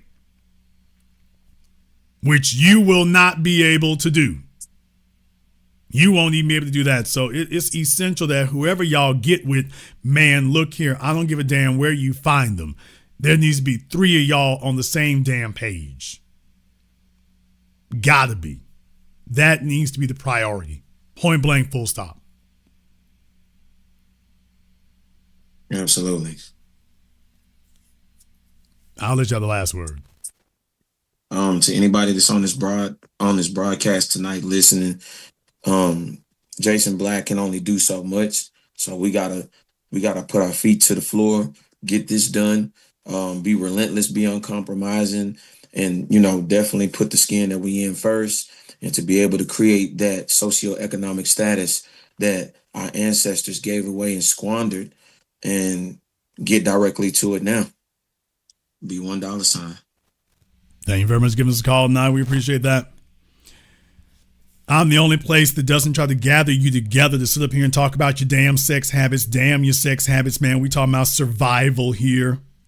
We're talking about survival. They're talking about these young people today. They value experiences. It's not that they, quote, value experiences. It's that you took all the damn wealth.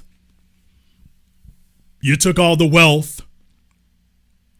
You squandered the wealth, and now they don't have the ability to purchase physical assets. They need the ability to purchase physical assets. They have physical needs, and they can't purchase physical assets. The only thing that they can finance or seemingly pay for is intangibles. So it's not so much that they value intangibles, is that that's the only thing that's really practical for them to acquire. That's the problem. And it is shameful that people have put that on them. But that's what it is. So for all of you here, I'm glad to see that more of you are tightening your belts. You're walking away from liquor. You also need to walk away from the drugs. You need to be sober. You need to be completely unintoxicated and sober to deal with the challenges in front of you. They want you intoxicated because an intoxicated person isn't fighting back. An intoxicated person is already defeated. An intoxicated person isn't fighting back. An intoxicating person isn't conspiring with other people in their group to change things. So they want you safely narcissized because you're not fighting anything. And I'm one of the only people out here saying anything like this. I'm the only person saying it the way I'm saying it here. To Gen Z, Gen Alpha, and millennials, by the way, man, it's about survival. You need to have folk around you you can cooperate with.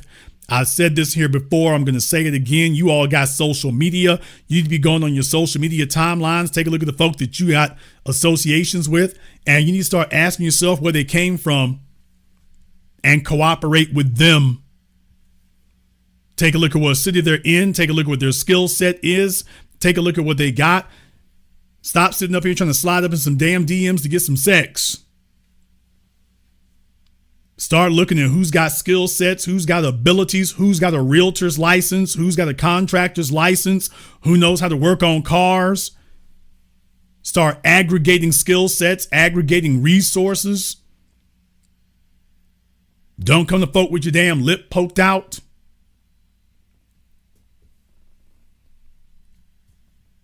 That's not optional anymore because as we cover here tonight, these other folk ain't looking out for you. They're not looking out for you, man. Or don't. America had shanty towns before at an epidemic level. It had it before. If you ignore this, no, that's where they're going to have you at. We're going to go ahead and wrap things up here tonight.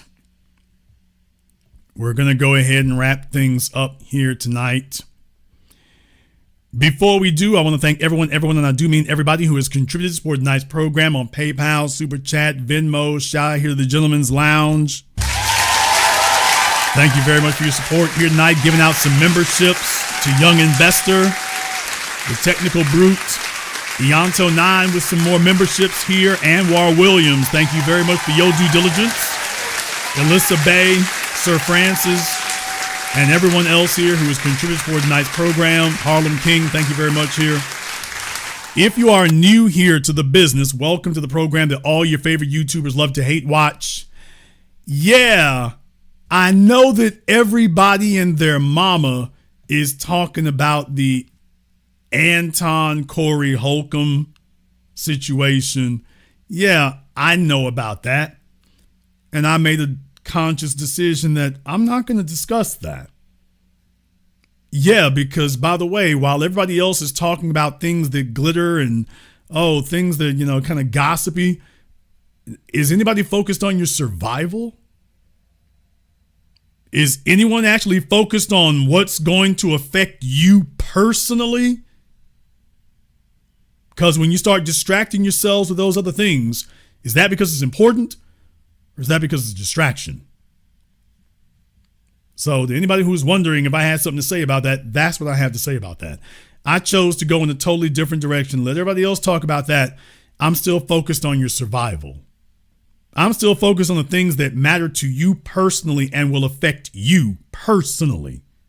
So if you only had a couple of hours to listen to a program on YouTube, everybody else can talk about that as if that's really going to change your life. Or you can listen to this and it's got a good shot at changing yours. If you haven't been to our Patreon, the link is in the description. We do it every Saturday, 12 noon Central Time. You are more than welcome to join us over on Patreon. The link is in the description. I want to thank all of you for tuning in to tonight's program live or recorded. Thank you all for liking, subscribing, and sharing. And this concludes tonight's broadcast of The Business. I am your host, your brother, your humble servant, Mr. Jason Black. And until next time, my brothers and my sisters from around the world, remember, handle your business or your business